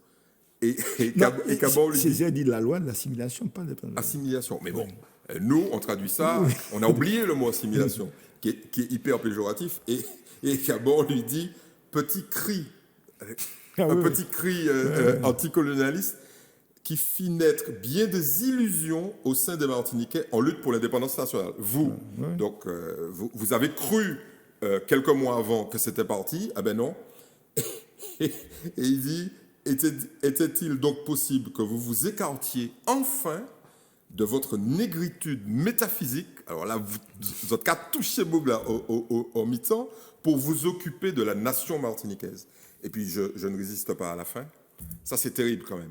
Que quelqu'un qui doit beaucoup quand même à Aimé Césaire dit ça. Oui, mais Césaire ne nous a pas voulu pour ça, je te jure. Eh bien, je vais finir quand même, puis on va voir jusqu'où allait sa mansuétude, parce qu'il a fait preuve de mansuétude. Vous n'avez aucune conscience nationale. Vous êtes et n'avez été qu'un universaliste noir désincarné. Là, il y a déjà une critique noiriste qui apparaît, et puis la fin, c'est top, quoi. C'est top, mais moi, je trouve ça insensé pour l'époque. Un adepte de la négritude qui, en son temps des années 30-40, était des idées révolutionnaires, dont acte, mais qui, maintenant, à l'époque nationalitaire, se trouve totalement dépassé. Et là, il y a une attaque. Il y a une attaque personnelle qui est quand même, on va dire, extrêmement dure. En somme, on ne sait pas si c'est les idées ou si c'est le personnage, mais Cabor ayant un talent littéraire extraordinaire, moi je penche pour le personnage. Il dit, en somme, un fossile maintenu en vie par les progrès de la médecine occidentale impérativement appliquée aux colonies. Bon, alors, réaction 40 ans plus tard. Est-ce qu'il n'a pas été un peu trop loin quand même? Non, enfin, c'est du Cabor. Oui, non, mais... Pourquoi le Cabor Masson? Oui, mais derrière Cabor, il y a des gens là. Il y a des gens qui disent... Oui, non, la société bien pensante,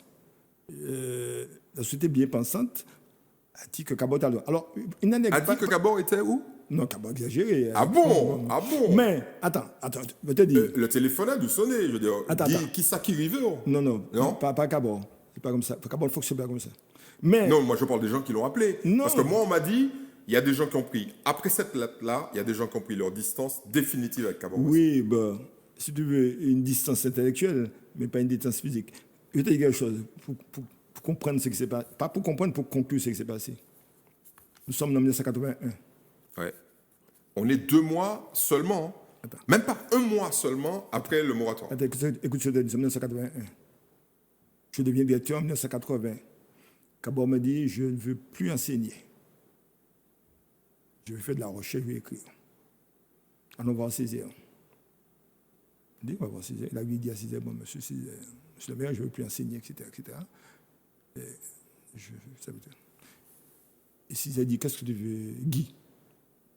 Il dit, ben, je veux faire de la recherche, je vais écrire. Et Césaire me dit, combien ça va te coûter pour le payer? Je ne peux pas faire les calculs. Il me dit, bon, je te verse tant par mois, et Cabo n'enseignera pas, il fera ce qu'il voudra. Après ça. C'est terrible quand même. Oui. Et après la lettre. Après la lettre, je te dis, écoute ce que je te dis, après la lettre, parce qu'on venait de créer l'ARIA MEP, la structure de recherche de la MEP, avec Bazabas, etc. Et Césaire me dit ça. Ouais. Et Césaire m'a donné l'argent pour payer Cabo jusqu'en 83. Après,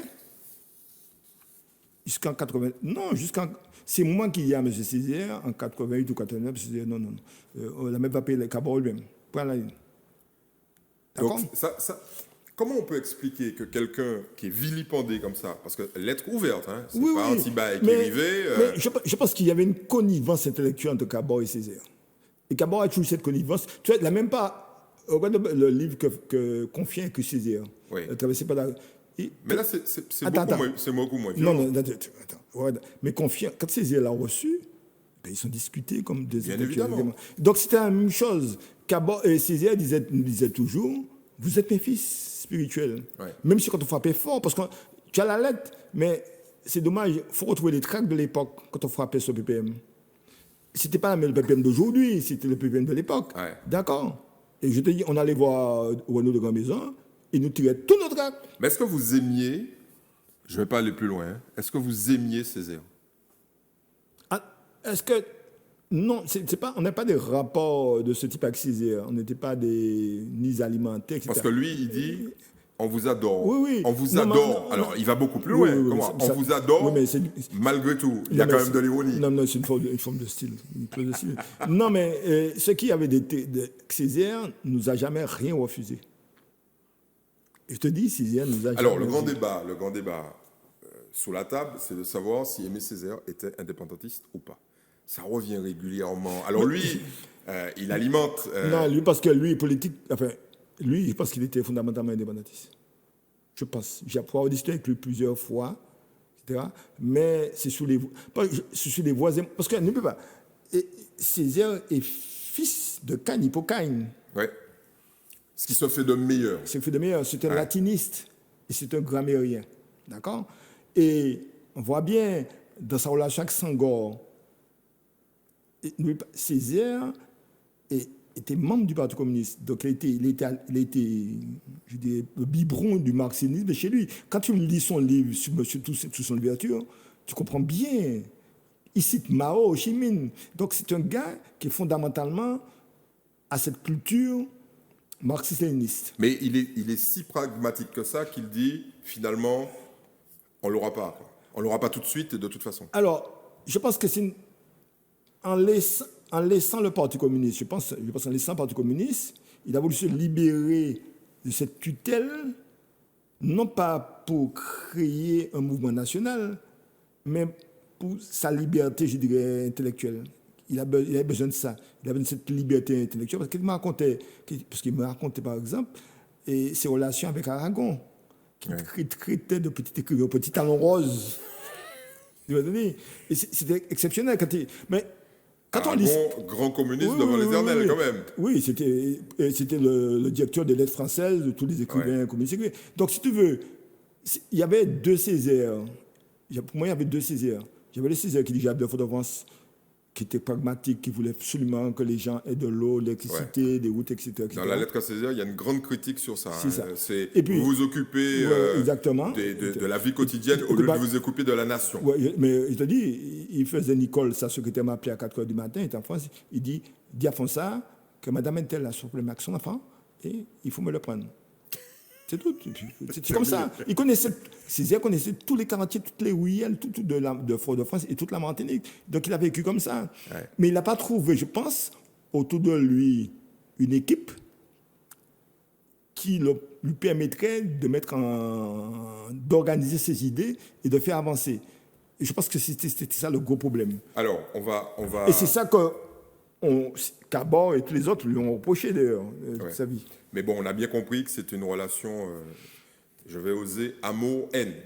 Si tu veux, mais Ouais. enfin, Mais bon, Cabot, là encore, très très complexe. très complexe. Alors, Jean-Louis Fonsat, vous êtes l'un des constructeurs d'un succès, en fait, l'un des bâtisseurs d'un succès, parce que l'AMEP, au-delà des turpitudes qu'on a connues, etc., ouais. mais sur lesquelles on ne va pas revenir, cette école a quand même été un vrai révélateur on va dire, des discriminations de la société martiniquaise, parce que il y a de fortes chances que vous ayez été le réceptacle de tous les exclus, Ah oui, ça c'est clair. c'est clair. Mais en même temps, vous avez construit des générations entières de décideurs, parce que des gens qui ont fait la MEP, il y en a partout. On va éviter de tous les nommer, parce qu'il y en a des centaines. Oui, des centaines. Mais dire en fait, la MEP était d'abord un projet politique. Tu as compris ça. Et lorsqu'on arrive dans les années 80, 82, 83, il faut repenser, puisque le monde a beaucoup changé. Il fallait repenser. N'oublie pas que, on était tous maoïstes. Et Mao est mort. Deng Xiaoping pour le pouvoir, il dit qu'un chat sera noir gris pourvu qu'il prenne des souris. Ouais. Donc, et ça, on l'adapte, ça. Et ça, j'étais prof d'histoire et de géographie, donc je connaissais bien l'histoire de la Chine, etc. etc. Et en fait, je pense que personnellement, j'étais beaucoup inspiré des visions stratégiques que j'avais de la Martinique et donc de l'école. Et c'est quoi cette vision stratégique? C'est-à-dire montrer que nous sommes capables de mieux faire que ce que nous propose la France. Et toute notre idée. Est-ce que c'est pas ça la structure même du complexe que nous développons? Être obligé de prouver chaque fois. Non, pour nous, c'était pas un complexe fait lui et moi. C'est-à-dire que on a fait des études, etc. Nous sommes capables de créer, de produire pour que en Martinique, une structure comme la MEP puisse se développer, exister et se développer. Alors, il faut qu'on parle 2 minutes de M. Féliot, parce que c'est quelqu'un qui a été à vos côtés formidable. Je parle, c'est l'ingénieur de l'âme de la MEP. Ouais. L'ingénieur de l'âme, c'est lui qui, pendant de 1980, on a été directeur ensemble jusqu'à son décès, en 2015, a été celui qui, avec moi, ont porté tous les projets. Alors, il y a 2 éléments importants. Troisièmement, quelques chiffres pour comprendre. Ouais. Et lorsqu'on a pris la direction de la MEP, on avait 175 élèves. Lorsqu'on a laissé la MEP, on était à 2500 élèves sur 4 sites. En combien d'années? Entre 1980 et 2015. En 30 ans. En 30 ans. 2021. On avait 11 salles de classe en bois. Quand nous sommes partis à Ouadou, il y a 7500 mètres carrés de construits. Et on avait un lycée polyvalent. Je dirais la deuxième université, puisqu'on avait plus de 600 étudiants en BTS. Ouais. Après le campus, c'était nous. On avait une école primaire. On a racheté le site du COPES Renan-Sarcus, 23 hectares. Nous sommes le plus grand propriétaire foncier, la MEP, le plus grand propriétaire foncier de Fort-de-France. Et on gérait aussi le CFA BTP. Donc, pour te dire, ce qu'on appelle aujourd'hui en langage success story. C'est un empire, en fait. Non. Un petit empire. Non, c'est-à-dire qu'en fait, on a prouvé, et ce qu'on a voulu faire, que des Martiniquais qui ont pensé leur pays ont été capables de créer, de développer une institution. Ce serait un exemple pour d'autres composantes de la vie économique, culturelle, sociale de l'île? Oui, pour moi, le modèle que nous avons créé, je sais pas, il n'est pas s'il est applicable partout, mais il devait inspirer effectivement, tu connais mes idées là-dessus, sur cette nouvelle économie. Ouais. D'accord? On n'a pas de pétrole, c'est vrai, mais on a aujourd'hui... Du savoir. Le savoir, on en a. On a les compétences, donc nous sommes capables de créer ce dont nous avons de la valeur ajoutée, et faire vivre évidemment un pays. Et donc c'est ça qu'on a voulu faire à travers la MEP. Et évidemment, ça demandait beaucoup de travail, beaucoup de sacrifices, mais ça nous apporte aussi beaucoup, je dirais, de joie. Quand je regarde la télévision, Martine Première, je vois la moitié des journalistes sont passés pour BTS Communication, sinon plus. Quand je regarde la TV, identique. Quand je vais dans toutes les entreprises, etc., Je vois mes anciens étudiants qui sont cadres, etc. Ils font ça sans faire. Donc il y a une fierté Ah oui, enfin, c'est pour moi, profonde. c'est une fierté pour la Martinique, c'est-à-dire d'avoir pu créer, d'avoir pu proposer à des jeunes Martiniquais, à l'époque, des formations supérieures de techniciens qui aujourd'hui leur permettent d'occuper des postes et des cadres, etc. Alors, effectivement, nous, notre projet, c'était d'accoler l'école à une technopole. Là, c'était la vision Oui. post-apocalyptique. Là, Non, un technopole, c'est-à-dire effectivement trouver des partenaires dans des domaines très pointus, qui sont l'intelligence artificielle, etc., et mettre des structures martiniques pour que les jeunes martiniquais puissent évidemment développer, exprimer leurs compétences, leur savoir-faire, leur créativité. Est-ce que ce n'est pas une leçon que vous avez donnée aux hommes politiques?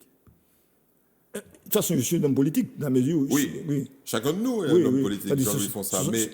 Mais là, quand même, ce sont vous leur avez donné, vous leur avez fait, avec leur aide, évidemment, bien évidemment, aussi l'aide de l'État français, il ne faut quand même pas l'oublier. Oui. Parce qu'au bout d'un moment, l'État français prend le relais dans le financement. Non, je vous dis, la tête doit appuyer sur les épaules des autres. Oui, ça c'est la formule générale. Mais... même si je suis appuyé sur l'État français, c'est moi qui définis ma stratégie. Très bien, mais il faut quand même le rappeler. Oui, non, mais... Il faut quand même le rappeler, parce qu'il y a des gens qui pensent que c'est un mouvement indépendantiste autonome, totalement indépendant. Ah non, pendant les 10 premières années, oui. Mais après, non. Après, à partir de 1983, on a signé un contrat avec l'Éducation nationale, d'accord? Et 80% de l'investissement est endogène, c'est-à-dire que ce sont uniquement les résultats de l'école comptable qui ont permis de construire. Tout à fait. Je n'ai pas eu de... La ville de Fort-de-France m'a garanti des prêts, c'est vrai. La région m'a garanti un prêt, mais j'ai rencontré l'autre jour, comment ça s'appelle encore, Laouché, qui était à la banque, qui était au Crédit Agricole. Maurice Laouché. Et on en discutait. Je lui ai dit, mais Maurice, si t'es pas toi, peut-être on ne saurait jamais pu construire des bâtiments. J'allais voir M. Laouché, il faut de la vérité. Dans les 48 heures, j'avais l'argent.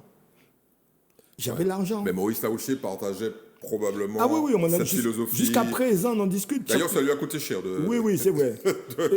d'avoir cette vision-là. Oui. Il y avait Maurice Laouché pour la banque. Il y avait Alex Pierre, lui, l'architecte, qui me signait mes plans. Il m'a dit, tu me payes uniquement l'assurance de la garantie, puisque c'est moi qui signais les plans. D'accord? J'avais le père Ferrati, qui était BET, qui m'a appris à lire les plans. C'est monsieur Ferrati. J'ai passé un an, tous les soirs, 3 ou 4 fois par semaine, de bureau de monsieur Ferrati, parce qu'il faut dire qu'on n'a pas pris d'entreprise pour construire ce bâtiment. Nous avons dirigé nous-mêmes nos travaux. On a embauché des ouvriers, on a tout acheté. Donc, je me suis transformé en ingénieur BTP. Ah non, pas en ingénieur, en entrepreneur. Mais M. Ferrati, Philo, faisait tous les calculs de coûts, moi, j'animais les équipes, etc. Et M. Ferrati, j'allais le voir, je suis allé le voir, et M. Ferrati, pendant un an, 3 fois ou 4 fois par semaine le soir, j'allais le voir, il m'apprenait à lire les plans de construction. Et quand j'ai commencé à travailler, quand on a commencé à construire, il venait sur ce chantier voir si ce qu'il m'avait dit correspondait à ce qu'il avait fait. Et M. Ferrati m'a demandé uniquement, écoute-moi ça, de dire, le montant de l'assurance. Son fils doit nous regarder, Eddie Ferrati. Eddie a pris le relais. Ouais, tout à fait. J'ai travaillé avec Eddie après. Donc, très bien. Alors, parlons on va devoir finir malgré tout. Parlons de notre homme politique, Alfred Marie-Jeanne. Oui. On ne va pas parler de l'actualité, c'est pas l'intérêt. Mais j'aimerais que vous puissiez nous raconter l'ascension politique, en quelques mots, hein, et nous donner ce film des débuts d'Alfred Marie-Jeanne, parce que là aussi, il y a quand même un grand mystère autour de ça. Il n'y a pas de mystère. Nous, bon. Enfin, quand je dis, quand il y a un mystère, c'est pour les gens qui nous écoutent. Les gens de Basse-Pointe ou du Carbet ne connaissent pas cette histoire. Oui, non. Nous, enfin, parce qu'en fait, on a à Rivière-Pilote, il y a ceux qui connaissaient Alfred Marie-Jeanne parce qu'ils étaient en classe à Rivière-Pilote au collège, au CEG. Donc, Marie-Jeanne faisait cours. Il était professeur de mathématiques. Oui, il était bon instituteur, c'est prof de mathématiques. Ouais. Donc, il y a beaucoup de jeunes qui le connaissaient en tant que prof de mathématiques au collège, au CEG. Alors, attention, pour mieux éclairer le personnage, il est proche d'idées politiques au départ classiques. Ah oui, SFIO. SFIO, c'est-à-dire... Le vieux socialisme Oui, colonial français. Oui. C'est-à-dire qu'en fait, nous, lorsqu'on le découvre, parce qu'on n'a pas fait nos classes à Rivière-Pilote au collège, parce qu'on était tout ça avec on n'est pas parti. Mais les autres, nos copains du bout de Rivière-Pilote connaissaient bien Chabin, parce que Chabin était capitaine de l'école Chabin. Et lorsque on a pris conscience, on était en seconde, on a pris conscience un petit peu, c'est grâce au football. Alors, ça c'est une histoire intéressante. Grâce au football. Parce que au lycée, par exemple, à l'internat, par tous mes collèges, tous nos copains parlaient de leur club. C'était l'Éclon, c'était Club, c'était Golden, etc., d'honneur. Et le Racing n'existait même pas dans bas de l'eau. Sans jeu de mots, parce que régulièrement, on entend bas de l'eau. Dans bas de l'eau. Et l'équipe du Racing est dirigée par l'ancienne municipalité, Sofano et M. Scholastique. Alors, Père Laurent. Pour les gens qui nous écoutent, c'était le maire de Rivière-Pilote, maire de Rivière-Pilote, et premier adjoint. Positionné à droite. À droite, oui. Il était vice-président du Conseil général à l'époque. Bon, voilà. C'est-à-dire. Et donc, et ensuite, nos meilleurs joueurs jeunes, évidemment, étaient ramenés à l'Olympique du Marin, parce qu'il était président de l'Olympique du Marin. Et un jour. Donc, attends, le type, il est maire de Rivière-Pilote, président de l'Olympique, donc il prend les joueurs de Rivière-Pilote et les amène au Marin. Bon, fantastique. Fantastique. Et les autres copains qui sont en Fort-de-France, plus genre, jouaient au Goodlock. Bon, et on décide... Vous étiez les immigrés de la Martinique. Donc, on dit, il faut qu'on arrête ça, c'est pas possible, puisque quand tu le lundi que tu arrives après le match, nous pas rien pour nous dire, alors qu'est-ce que vous avez équipe. Donc, on avait 16 ans, 15 ans, on décide, l'Assemblée générale, on arrive, on casse l'Assemblée générale. Je comprends pourquoi le procureur vous a poursuivi.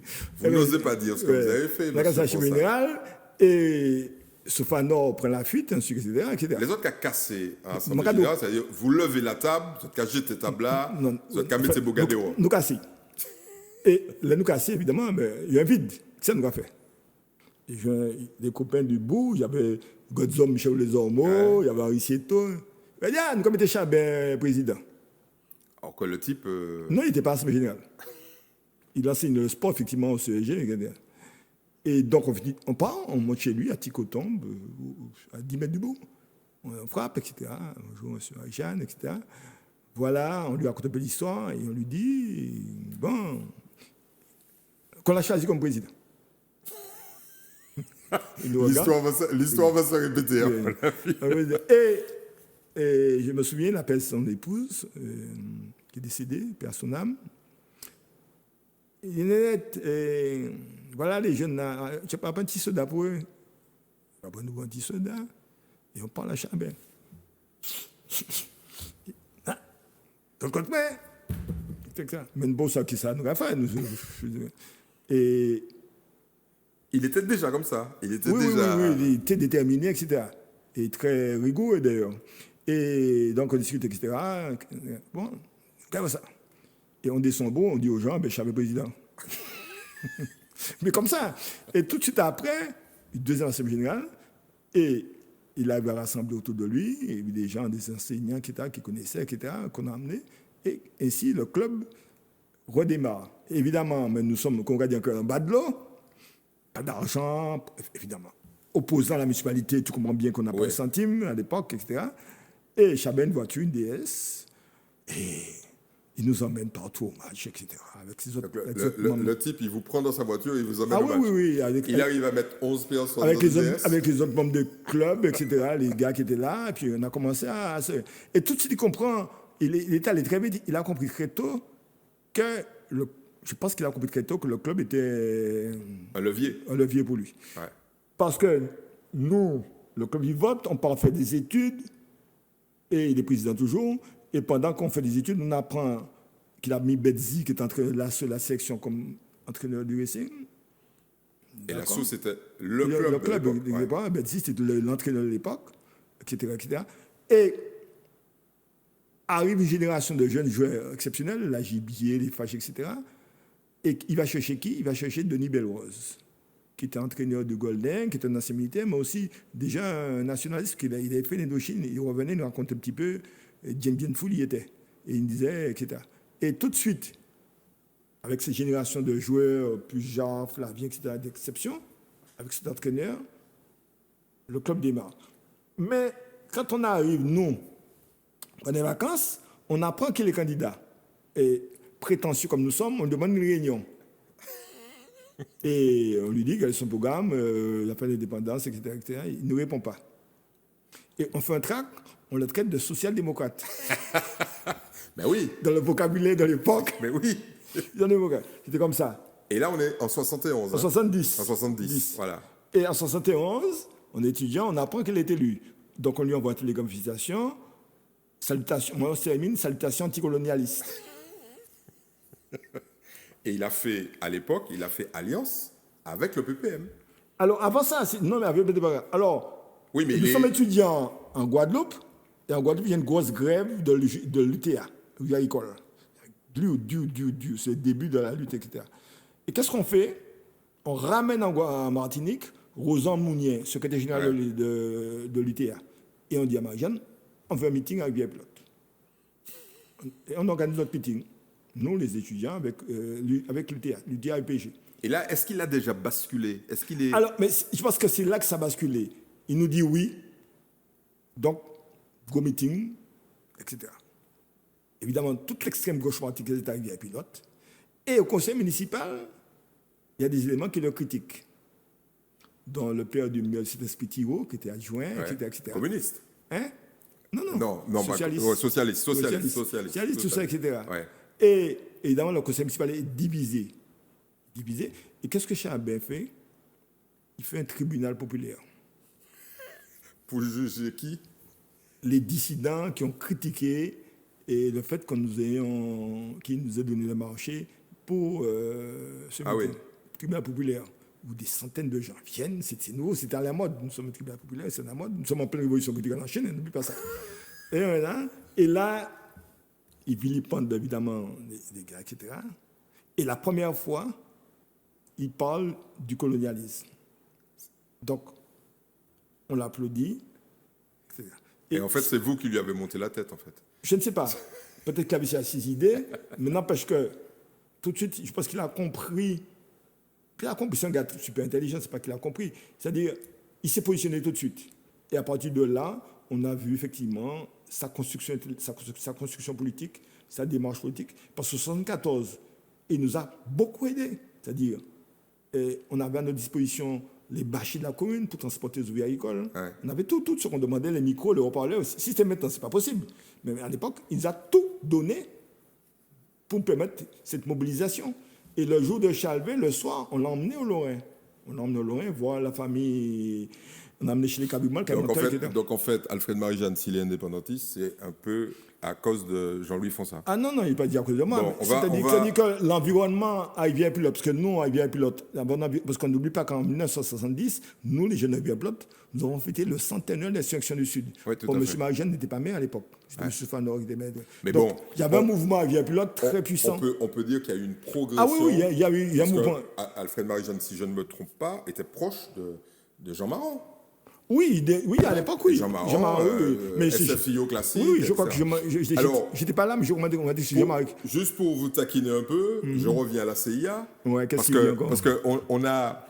Là, on parle de nous, entre nous, mais les types, ils ont l'œil sur nous. Alors, qu'est-ce qu'ils disent la CIA? Voilà la liste que publie dans un rapport adressé cette fois-là au président des États-Unis. Voilà la liste des gauchistes, des gauchistes martiniquais. Qui peut porter ce tête américain. Jean-Louis, vous allez sourire. Aimé Césaire, Armand Nicolas, Alfred Marie-Jeanne, Alex Marie-Moutou, l'ancien du PKLS. PKLS, Dany Emmanuel, PKLS. Philippe Pierre-Charles, Edmond Mondésir, et en Guadeloupe, vous les connaissez aussi, Gany Danette, Jean-Claude Lombion, Claude Chipot, Claude Macouk et Luc Renette. Voilà, donc bien avant que ça dégénère, ils avaient déjà la liste. Ils avaient déjà la liste. Alors, on va terminer sur une époque historique que vous connaissez bien. Il y a des gens qui ne connaissent strictement et qui ne comprennent strictement rien à l'insurrection du Sud. En deux mots, et on aura l'occasion, vous aurez l'occasion de revenir. Pourquoi c'est si important de mieux connaître ce moment de notre histoire? Alors, premièrement, parce que cette insurrection est déclenchée, c'est une insurrection armée, n'oubliez pas ça. 1870. 22 ans après la libération de 1948. Ouais. Et ce qu'on les gens ne savent pas, c'est que pendant toute cette période, entre 48 et 70, on passe d'une république à l'empire, avec en Martinique un gouverneur Guédon et Matko, ce sont des officiers de la marine, des amiraux, qui imposent évidemment une structure de fer sur la population. Attention à la fontaine. Hein. Oui. Moi, je l'impression que fontaine t'a oui, de faire la population. Alors, mais ce qu'on ne sait pas aussi, c'est qu'en fait, tous les décrets de juillet 52, 54, 56 sont les décrets d'application compris, inscrits par Schellcher, d'accord, par Schellcher, dans le cadre de l'abolition de l'esclavage. Il dit, voilà, on les abolit l'esclavage, mais pour mettre les gens au travail, il faut que c'est ça, ça, ça. Et les gars, Guédon et Matko, qu'est-ce qu'ils font? Ils appliquent à la lettre ce que les décrets d'application. Ouais. Et ce que les gens ne savent pas. Qu'on parle d'application. Et donc, cette période de fer très dure a permis, évidemment, à cause d'un incident qui est l'affaire Lubin, une insurrection majeure. C'est l'insurrection majeure, je dirais, dans l'économie française et pendant cette période. Parce qu'après, en 71, on a eu la révolte de la Grande Kabylie, d'accord? Ouais. Et en 77, on a eu la révolte des Kanaks. Mais dans les colonies françaises, les vieilles colonies. Ça s'appelle les vieilles colonies. C'est l'insurrection majeure, l'insurrection du Sud, qui était très courte, c'est vrai. Oui, quelques mois. Qui a duré 10 jours, oui. Militairement, mais qui était terrassée, effectivement, je dirais, par les Chelcheris. Pourquoi? Parce que la Jatte Mulatte et les Béquets, évidemment, ont participé à la répression qui était féroce. Et Chelcher a écrit un livre, une brochure sur cette insurrection, en traitant les insurgés d'ingrats, de scélérats et de barbares. Vous allez sur Internet, vous retrouvez ça. Ouais. Donc, comme quoi cette histoire est éminemment complexe. Alors, elle est éminemment complexe et politique aussi, parce qu'après l'insurrection, le tribunal militaire, ce n'est pas un tribunal civil, le tribunal militaire a condamné, fusillé, etc., etc. déjà. Banni, etc. Fusillé déjà. Mais après ça, il y a une chape idéologique sur la Martinique en montrant que ces insurgés étaient vraiment des misérables parce qu'on leur a donné la liberté et voilà ce qu'ils font. Et ils ont attaqué des gens, ils ont tué des gens. Non, tué des gens, etc. Et c'est ça. Et pendant... Parce que je rappelle simplement, lorsqu'en 1970, on a voulu fêter les centenaires de l'insurrection du Sud, les gens nous ont dit mais vous êtes entraîné malédiction les noms. Parce qu'il y a cette histoire bien plate, c'est nous qui les cocogodés, etc. Donc il y a une malédiction. Et quand tu expliques... Alors, il y a eu ça, mais il y a ce travail aussi de Mme Chibalon, l'anthropologue, exceptionnel, sur les descendants des dirigeants d'insurrection. Et que, en fait, dans les familles de Rivière-Pilote, l'histoire est racontée de père en enfant, de père en fils comme ça. Et quand elle a retrouvé, les gens commençaient à parler, lui ont fait confiance, on a retrouvé l'insurrection, c'est de la mémoire de l'insurrection de la tête des dirigeants, des gens qui étaient condamnés, etc. etc. Et les gens aujourd'hui, tous ces dirigeants-là, tous les petits anciens dirigeants, sont tout fiers d'avoir participé, etc. Donc, ça, c'est la mémoire. Il y a l'histoire, il y a la mémoire, les symboles. Et je reviens un petit peu sur les symboles qui sont aujourd'hui attaqués. Ce n'est pas l'histoire, de fait. On a les jeunes, ou le mouvement qui a attaqué, qui a renversé les idoles de la colonisation, ce sont les idoles de la colonisation, ils ne font pas de l'histoire. Ils font leur propre histoire. Voilà. Mais ce sont uniquement des symboles. Ce sont des symboles, etc. Et ce que les gens ne... Alors, le problème pour nous, historiens, c'est que la ressource, c'est-à-dire, est uniquement du côté colonialiste. Donc, il faut savoir le lien entre les lignes pour savoir ce qui s'est passé, pour comprendre. Donc, pour réécrire notre histoire. Et quand on regarde, pour un exemple, le dernier livre de Tijoumou avant sa mort, sur les esclaves qui fuyaient vers les îles de la Caraïbe, vers Saint-Lucie, la Dominique. Comment a-t-il découvert ça? Il a découvert ça uniquement parce qu'il y avait des procès. Il a découvert qu'il y avait des procès et les gens étaient condamnés parce qu'ils volaient des canaux. Les esclaves étaient condamnés parce qu'ils volaient des canaux. Et quand il a vu le nombre de condamnés pour vol de canaux, il a compris très bien que l'esclavage était aboli dans les îles anglophones. Les gens fuyaient depuis 1833.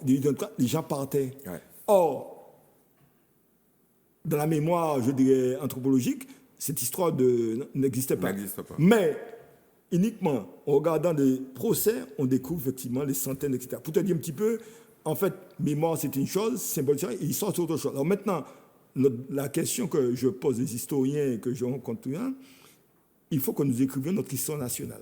Et c'est ça qui est déterminant pour faire la part des choses. Parce qu'on a une histoire partagée. Une histoire nationale ou un roman national? Comme tu veux. Le roman national, c'est Michelet. L'histoire nationale permet aux gens de se positionner et de dire ce qu'ils ont envie de dire, de ce qui s'est fait. Et c'est ça le problème aujourd'hui. Cette histoire partagée-là, on ne sait pas qui est le maître, qui est l'esclave. Mais en fait, l'esclave est là. La fameuse dialectique. Oui, l'esclave est là, le maître est là. Mais pour l'instant, c'est le maître qui est en statut, l'esclave a disparu. Ou le colonisé a disparu. Donc il faut absolument que le colonisé réapparaisse. C'est-à-dire, comme dirait Albert Memmi, qui vient de mourir il n'y a pas longtemps, et portrait du colonisé, ou comme Fanon dit, le colonisé doit danser sur le cadavre du maître pour qu'il existe. On n'ira peut-être pas jusque-là. En tout cas, Jean-Louis, merci absolument vraiment d'avoir accepté. Une toute petite minute culturelle, comme à la fin de chaque émission.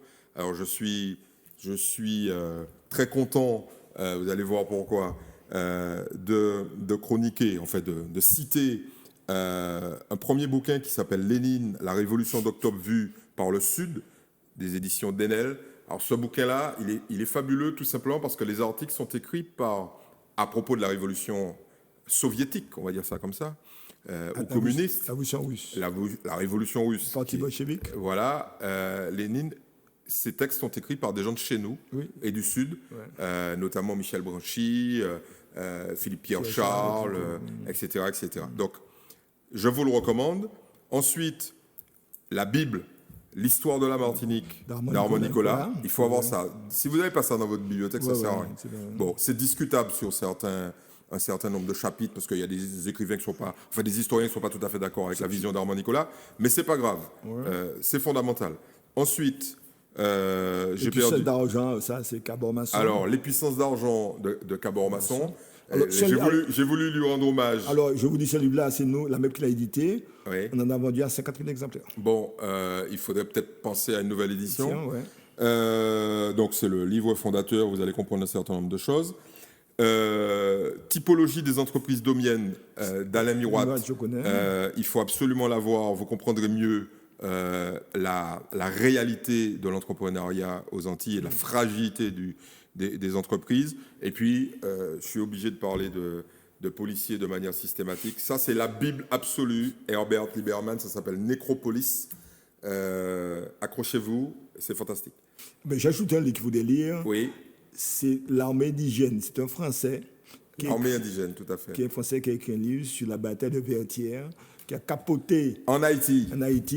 Et le 18 novembre 1803, qui a capoté le général Leclerc et l'expulsé du Cap haïtien. Tout à fait. Alors, pour ceux qui nous aiment et qui nous aident, une petite information. Les Haïtiens ont participé à la lutte pour l'indépendance des États-Unis contre l'Angleterre. Toute l'Amérique latine. Voilà, à Savannah. Et régulièrement, les Haïtiens répètent ça aux Américains en leur disant vous nous explosez la tête, mais on s'est battu pour vous à Savannah. Oui, il y a beaucoup d'officiers d'armée haïtienne qui sont morts aux États-Unis. Tout à fait. Pas oublier ça. Jean-Louis Fonsard, merci beaucoup. Merci. Et puis à très bientôt. Vous allez revenir. Je suis bien pour vous. À bientôt. Merci beaucoup.